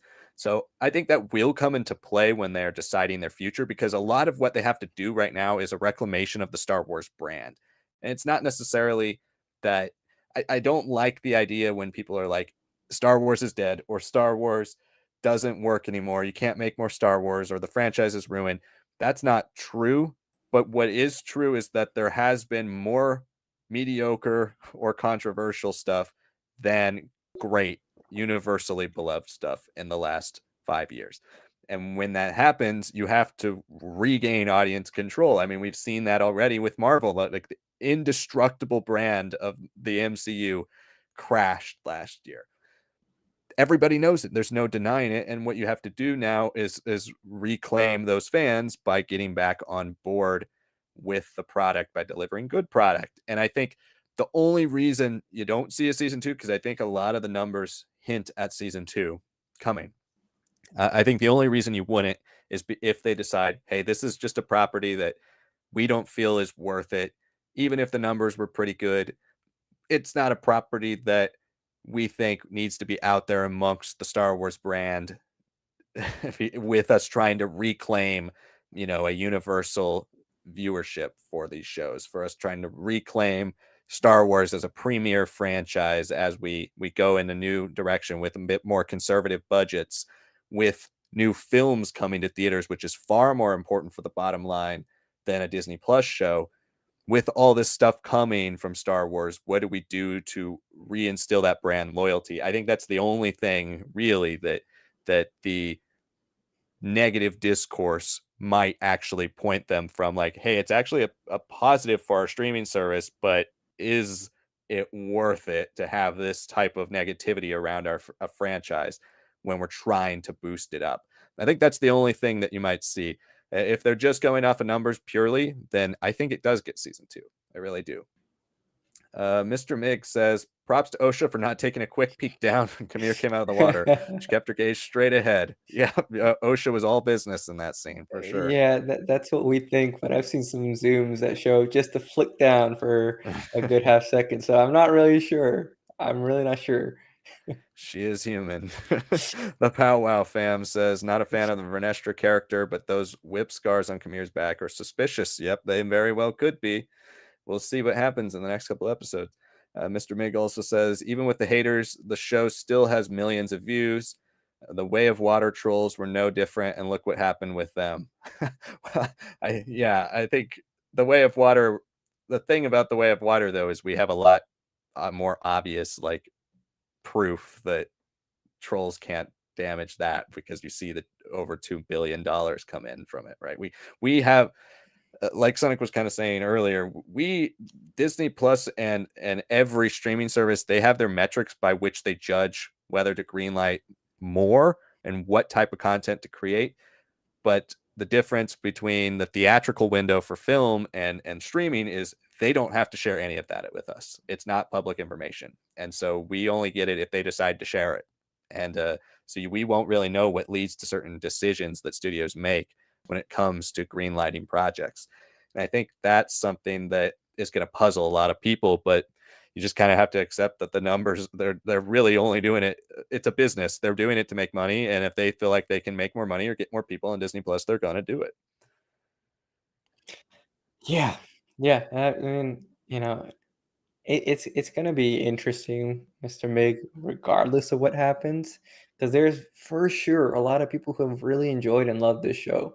Like, you know, the Star Wars Twitter mods and everything, the admins and all that have been sending people with like 1,000 followers on Twitter, like your tissues and like all little other collectibles, right? And you don't just do that because you're like, oh, I want to simply buy everyone. You can be cynical and say that, but that's genuinely a community that has come out of like making all these hashtags, have like showing so much support for these characters in a way that I don't think any other Star Wars shows had. So that's also something that how do you measure that? How do you like really Hmm. put that into the equation here, right? It's a difficult thing from us, our outside perspective, and even people in the industry probably don't know unless you're working at Lucasfilm and working with their data analytics teams and everything. It's just not something anybody can say. So when you see people say Star Wars is dead or Star Wars is more alive than ever, Star Wars is just Star Wars, right? It's just what it is. It's gonna have its ups, it's gonna have its downs. The question is this gonna be something that's continued? Who knows? Who knows? And I really do want this to continue because, who's to say that, like, they aren't making money off of this hatred? Like, it's pretty easy to, like, for many companies to just come poke a little bit of the bear here and be like, "Oh, sweet, now there's more attention, more hate watching, all this and that." But, oh, someone managed to stop watching this episode of The Acolyte, but then went to watch episode 1 15 times or seen Clone Wars or picked up Yeah. Rebels. That matters to them more than anything else that the shows honestly are doing. And, Right. it's a kind of a sad thing to say because at least movies, to some degree, there still is that creative vision that has to come across and be fully embraced in a way that shows don't necessarily have to today, or shows don't even really get a chance to today. So, yeah, it'll be interesting. It will be interesting. I think it's interesting you compare Way of Water. I do remember some of the negativity, honestly, of like people who were like, "This is not the same as the Avatar I watched in 2009," but there's people who absolutely loved it, right? And they still both made $2 billion, inflation or otherwise, right? So, yeah, we'll see how it is. The only difference is we actually won't see the details like what you did with Right. the movies. And at the end of the day, if this show gets to continue in the shadow of like huge films coming out in the next 2 years, right? I don't think its attention will ever be as negative. It just simply won't because there's other things to focus on that you physically have to get up off your chairs or from your room and go and check out. That's how movies work. Yeah, and I think that's the bottom line of TV in the world of streaming is purely these shows are just vehicles to bring new eyes to the service as a whole. They don't care what you watch on the service. They don't care if you're watching the Acolyte only. They are more concerned that you subscribe and that you stay. And that's Yeah. with every streaming service. It is all about numbers. And so, um, if the Acolyte they feel got them enough subscribers that actually stuck around, that it made a real difference in their bottom line, it's gonna have a season two. I think the only my comment about the negativity towards it possibly not making there be a season two is purely just if it's like on that line, right? If it's on that Yeah. border where before they would have greenlit it for sure, but now they're like, well, we need to change the brand. Is this direction we want to go? Then I think they would consider it if it's a 50-50 show, or obviously if they don't feel like it gave them enough subscribers or money or consistent subscription revenue, then they won't greenlight it no matter what. But if it's on that line, they might consider reviews. If it's way above that line, there's no way they consider. They're like, let's do it tomorrow. Start it right now. Green light, fast track. Here we go. But yeah, so we'll see. We'll see. I think we'll know within the next year if it is gonna have a season two. Tater Tot says, I hate this version of Vernestra. Oh, I think I skipped actually Powwow Fam. I thought Osha and Kamir story was good, opposite of Ray and Luke. Yeah, it is, and it might be the same setting. We'll see. Yeah, it's really a toss-up now between Acto and Balnemic, right? Like, which one is really happening? Which one is the story leading towards? And, not to, like, continue a little bit of our discussions on streaming services and all that, but I think it's pretty obvious for a lot of us, especially the way Disney approached it. They wanted to almost do something like 90s Star Trek, where you had your TV shows, and then you could have a couple of movies that are like fairly small budgets, and then continue the narrative. What they wanted with Disney Plus, especially Iger, was to have way more shows, try out all these B, C tier characters and all that, and then they all connect into this, like, TV Endgame-esque show and movie, right? That's not necessarily what might happen, right? Like, we have the Ahsoka show, but there's a very solid chance that Ahsoka doesn't play a role in the ultimate, like, New Republic film or Mandalorian Grogu, right? That their story is just done, and maybe elements of it are referenced, but it's just kept to the shows now. And when the Manaverse started, everything was like, no, no, no, we're leading up to this big movie, right? Mandalorian Grogu was rumored to have a season four worked on, and then now it's like, no, it's a movie now, right? We gotta take our biggest players and put them on our big screen again. Strategy has changed, and it's not simply Disney like faltering. It just happens to be Disney took the biggest swing because at 2019, even if you didn't love the sequels, MCU was on fire, right? And Star Wars sequel trilogy, it made a lot of money. So you're like, okay, we can work this out. We can dominate and force TV and movies to be closer than ever together. But like history shows, they're two different mediums. They don't work the same way. People don't watch movies with the same attention that they do with TV shows. It's especially streaming shows, which often are just binged, and you're like, I forgot about what happened 4 days later. So it is very, very curious, how things are going there. But to your point, like the Ray and Luke story, right? Are people gonna remember Kymer and what happens here with Osher the same way they remember Luke and Ray? No. No, because the attention you give to this show, especially the way the show has been so strangely structured, it's, like, almost impossible, right? So, it's a very interesting thing to look at. I know someone also mentioned later in the comments, this is almost like I wanted what, out of Maul and Ahsoka for Siege of Mandalore. Great, but people remember Siege of Mandalore because after all that happens, short or not, they go into a fight. We don't really have that right now, right? This is a very different angle, and with how shows work, people don't pay attention or care to pay attention, then they'll feel like it's a slog. Yeah, well, I mean, I think if you binge it, it might stand out more than the week to week format for Yeah, sure. And we've been saying that about the show in general. But I do think if the ending is good, people will look back to that sequence and really yeah, analyze it and study it and enjoy it. But yeah, it's going to be interesting to see what they're trying to parallel here. That's the only reason I wouldn't say Baldimnic right now is because I feel like it's so desperately trying to connect to the sequels in so many different facets that It really does feel like this is an island, an Octu, that's maybe close to the Jedi Island, and he came here to kind of dissect the beliefs of the Jedi in a lot of ways. If it is the first Jedi temple, if it has the sacred texts of the Jedi there, maybe Kamir has read them. Maybe he's here to really dissect and analyze what went wrong with his time in the Jedi and how he moves that forward into his teachings with his pupil, his acolyte, his Sith apprentice, if it goes that direction. I think there's going to be connections to the sequels, but I would love it to be Baldemnik if the Cortosis connection is very strong there. I don't know. It's an interesting idea, and the more and more credence given to Legends, more and more credence given to different things around this time period in Legends, the more I appreciate that type of stuff for sure. Tater Tot says, I hate Vernestra. Sort of feels like you're supposed to hate her. She's played very blandly and overly boring. Yeah, I can't say I hate her yet because I still love her character in the books. But it is the more and more we see of her, the more and more frustrated I have been with the way they have chosen to play this character. I said a couple weeks ago, and I was really hoping I was wrong, that this kind of feels like Jedi Master X, and then anybody could have been this, but it was kind of like a story group type of thing, being like, hey, you could use this character for Nestra who is in the books. That's what this character feels like to me. It does not feel like Vernestra. I hope I'm wrong. I hope there's a story reason why she's like this compared to how she was. Again, it was 100 years ago.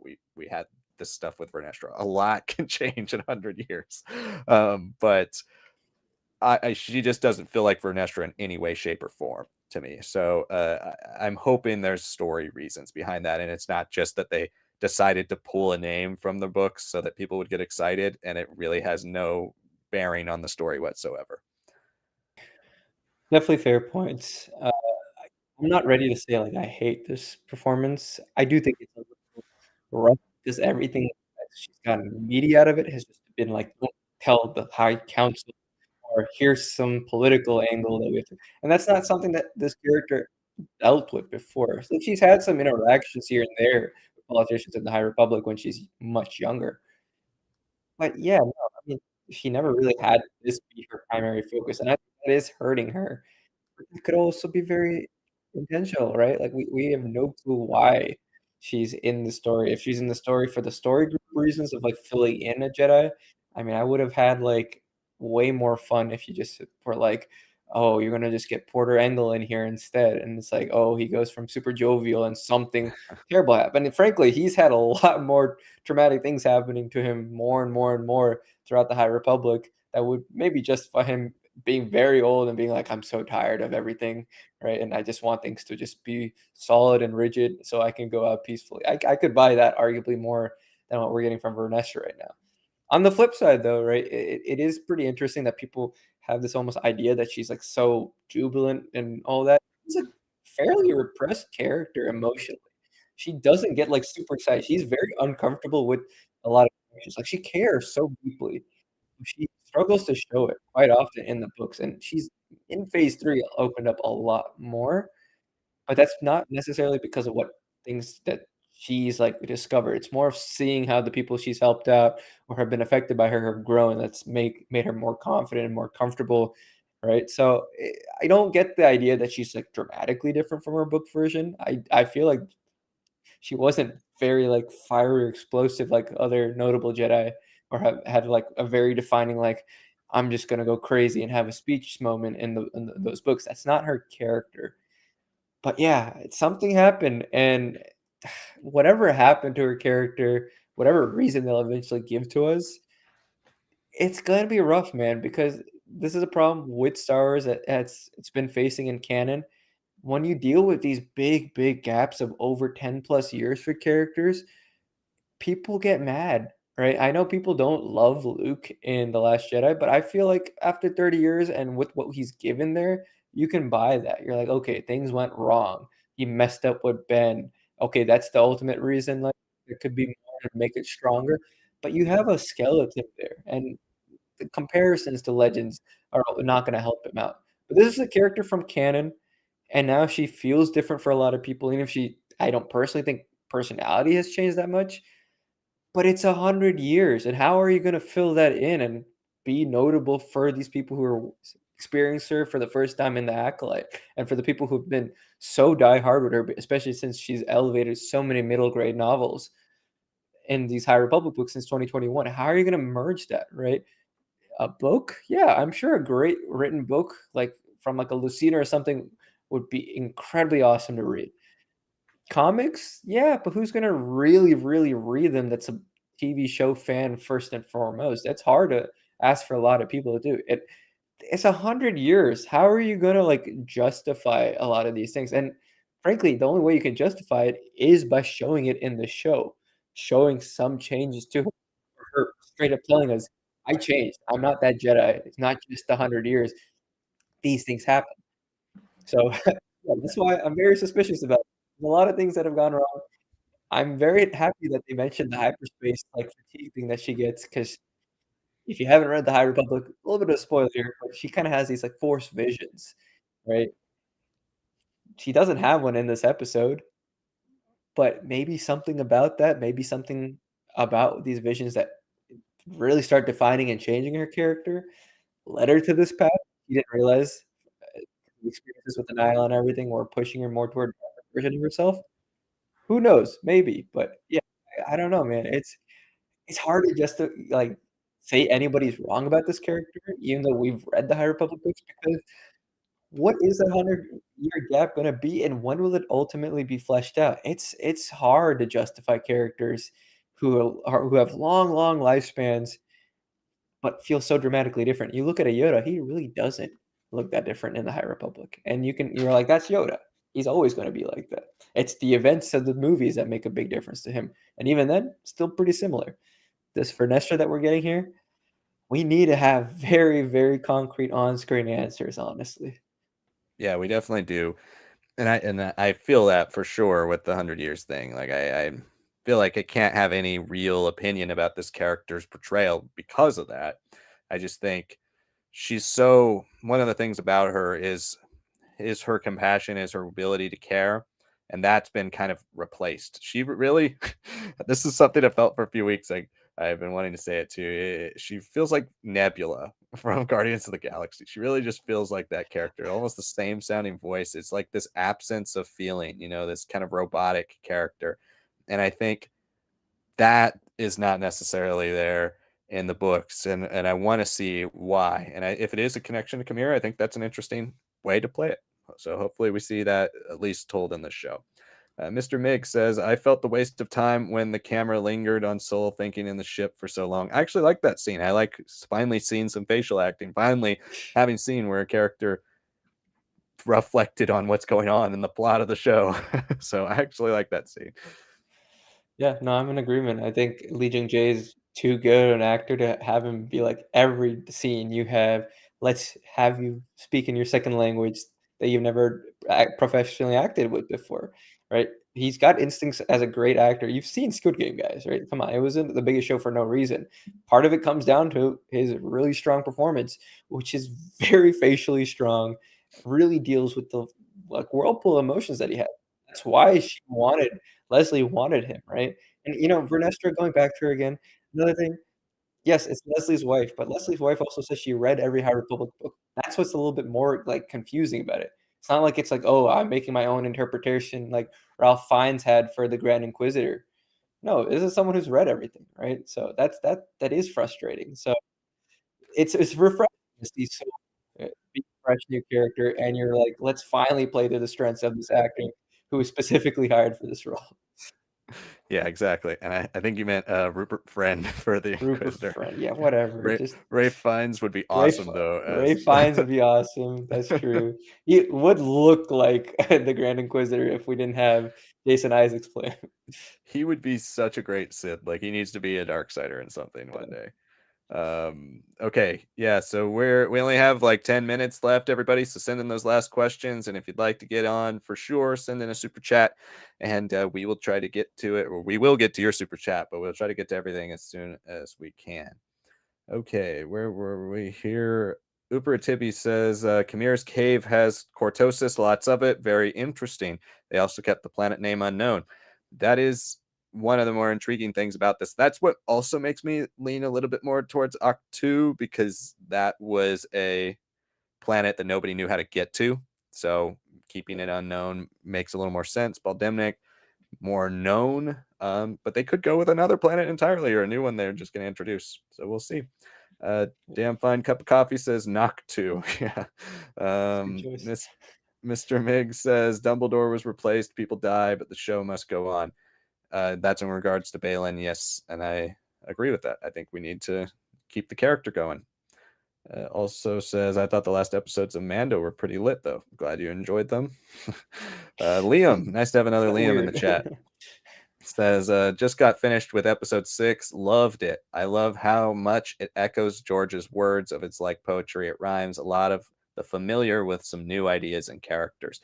Yes, it is. It's a new take on the seduction of the dark side angle we've seen done before with Palpatine and with others, and here it is again from a new perspective. So, and I think that was done relatively well in this episode for sure. Yeah. No, Ryan O'Malley says, was Vernestra's motion sickness initially brought up in the books? We just kind of talked about that. It is interesting that, like, random Jedi, I forgot his name. Mog or something. Yeah. Yeah, something like that, knows about it. Like, so does everybody just kind of know about it? Is she kind of like this weird person to have when you go fly? She's like constantly causing a problem. Um, I don't know. But yeah, I guess everybody in the Jedi Order knows. Josue Dark Sky says Vernestra and Kamir got really kinky. So kinky, in fact, that Kamir got the whip, if you know what I mean. Hey, we'll see. Sure. We'll see. He likes to bathe. Maybe she was there one time when he was bathing in that pool. Ikaru says, was Vernestra Kirmir's Jedi Master? Marks on his back. Saw previously could have been from a whip. Mary Allen lived a long time. She is well over 100, so it's possible. I don't think Soul, meaning he's the master. Yeah, I mean, it's something we've talked about a lot on the stream. Very well possible that is the answer. Liam also says Vernestra really feels like the manager at your job that was there way before you, and everyone talks about how different she is than than the past. I think the bureaucracy of the Jedi weighs on you. It's possible too that we don't know the answers for the last 100 years. A lot has changed for Vernestra. Her role in this though is very different. Like, it's something we haven't really seen before. I think that's one of the more intriguing things about fleshing out her story over these 100 years is she doesn't seem like she's on the Jedi High Council, even though she probably is very well qualified to be.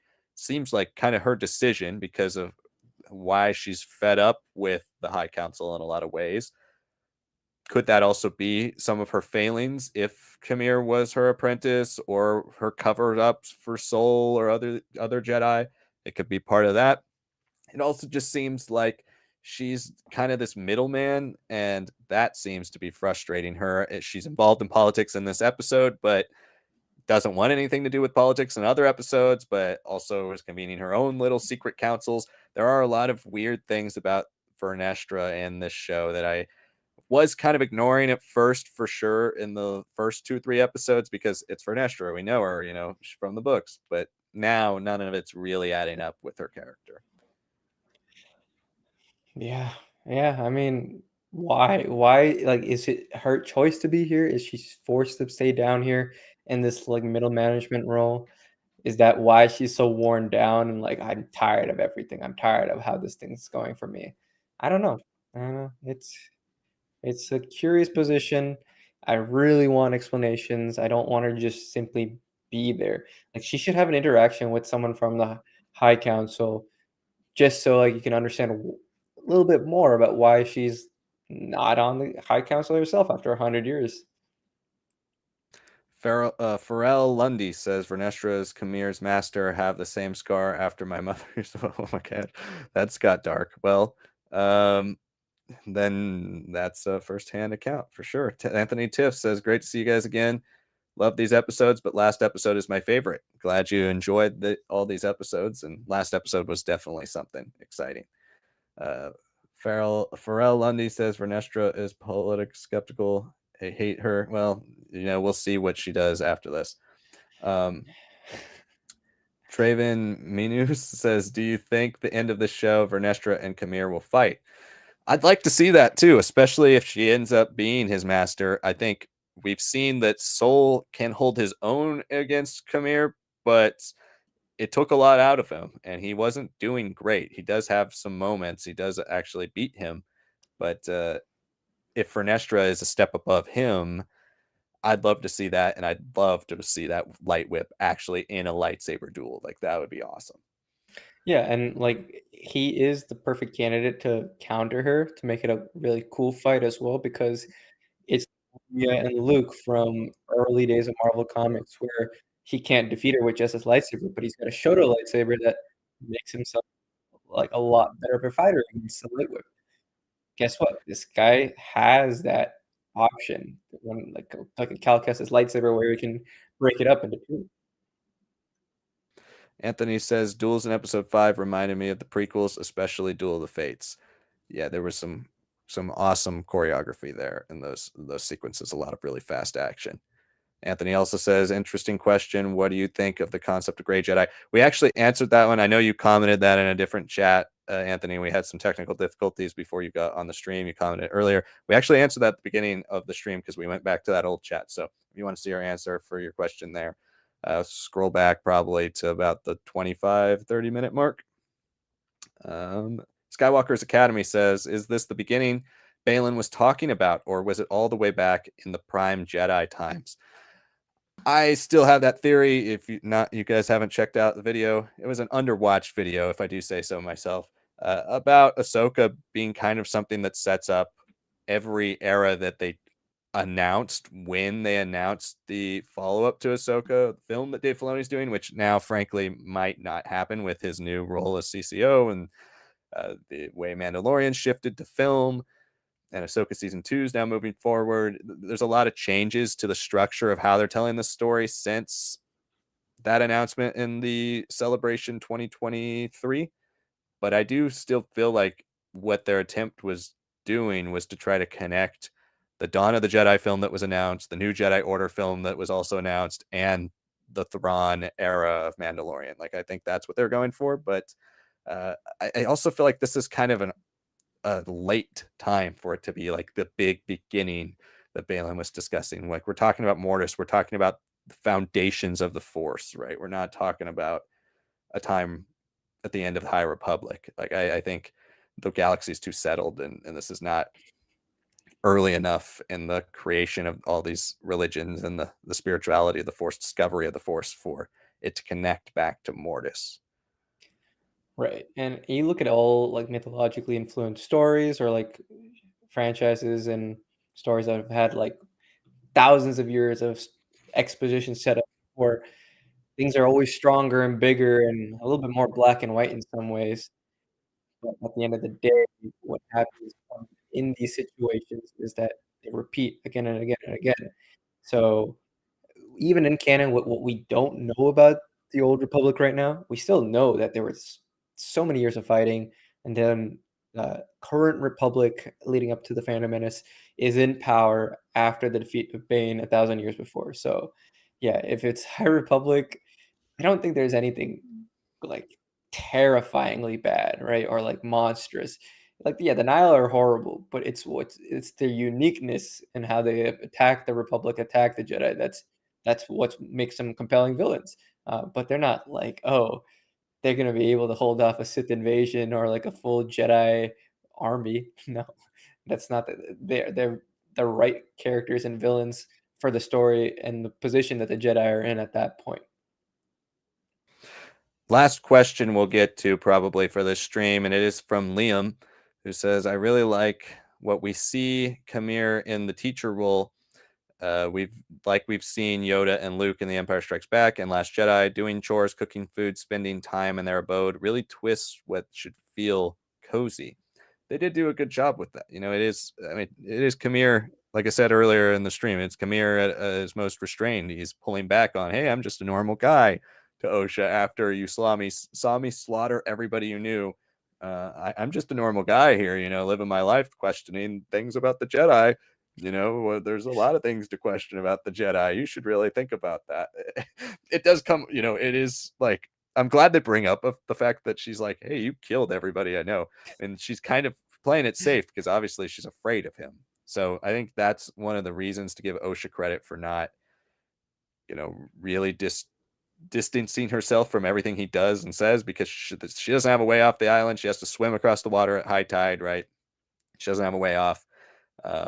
So that's why she kind of gets seduced by his teachings in this episode. I feel like that is, and a part of it is this cozy environment he's created for her. It's not what you would think the dark side would be, or like the old meme about on the dark side we have cookies, right? Like that's kind of this episode. It's like it's not what you thought. We're just normal people too, and we just believe something different. And the Jedi are attacking what I believe. Yeah, and it is absolutely manipulation, right? It is, like you're pointing out, Liam, it's an inversion of what we've seen be familiar, be like even when Luke is a brave, it still is like, I'm gonna give you the basic necessities and respect of sorts, right? Like, yeah, your sister sent me, yeah, fine, whatever, I don't care, but I'm not gonna like ruin your life or anything. But when we think of Sith, we don't really think about their day-to-day activities. We don't think about what they're doing during downtime, right? Like, that's not something we've ever really approached, and I think that is a very strong thing that Leslie has done here about Hanel Culpepper be like, "Alright, you're gonna have just a lot of talking between these characters, food, bathing, just your day-to-day activities that you have to do to be a like, a fairly functioning person in the galaxy," right? And I'm sure, like, the Sith have been taught in the Jedi Temple as, like, these monsters and, like, these horrible beings that are always obsessed and always on the run, or always doing things to hurt and harm people, but nobody ever talks about this. Yeah, they just do things that normal people do. They have sustenance. They have to have these things that just are natural parts of the human experience, right? So, yeah, I think if we had Chimera be a little bit more of like a different alien species and made it a little bit more unnatural, then she would have been even more resistant because, like, even if she's open-minded or whatever, it's different, it's not something she's familiar with, but he's doing things that she was literally doing when we first saw the episode, like waking up, you're getting refreshed, having a good time, talking about like that. Yeah, that's hard to, like, to see the monsters and not get a clear answer from them, but what answers you have are almost kinda compelled out of kinda compelled out of your own interactions, right? It is a really good slant. I am looking forward to the episode on a rewatch because I really wanna know, like, what exactly is he laying there for her to see purposefully, and what are some things that naturally just their dynamic is bringing forth? Yeah, exactly. And Will, we have one more super chat before we head off. And Toydarian Tan says, "How do I get rid of the Joe ads every time I join?" We can't control the ads you get, so you're just gonna get whatever yeah, YouTube Premium from Skywalker's Academy. You don't get any ads, but there you go. So we appreciate that super chat. Thank you so much. And that's gonna do it for our stream for episode 6 of The Acolyte. Thank you so much for watching this week. Again, join us every single week around 7 p.m. Pacific, depending on the length of the episode. The third episode, I believe, was the longest so far, and it's the same director as the third episode, and we're having the flashback next week. So it might be a little longer episode. Maybe we finally get like a 40-minute episode, which would be crazy for the show, but I would love that. So we might be a little later than normal next week. Hopefully we have no technical difficulties as well. So make sure you hit the like button, subscribe if you are new, join us every week, and stay tuned for those predictions, which will be out again this weekend. We have 2 more predictions videos coming for you all before the show finally ends. Thank you so much for watching this week's stream, everybody, and we will see you all next week.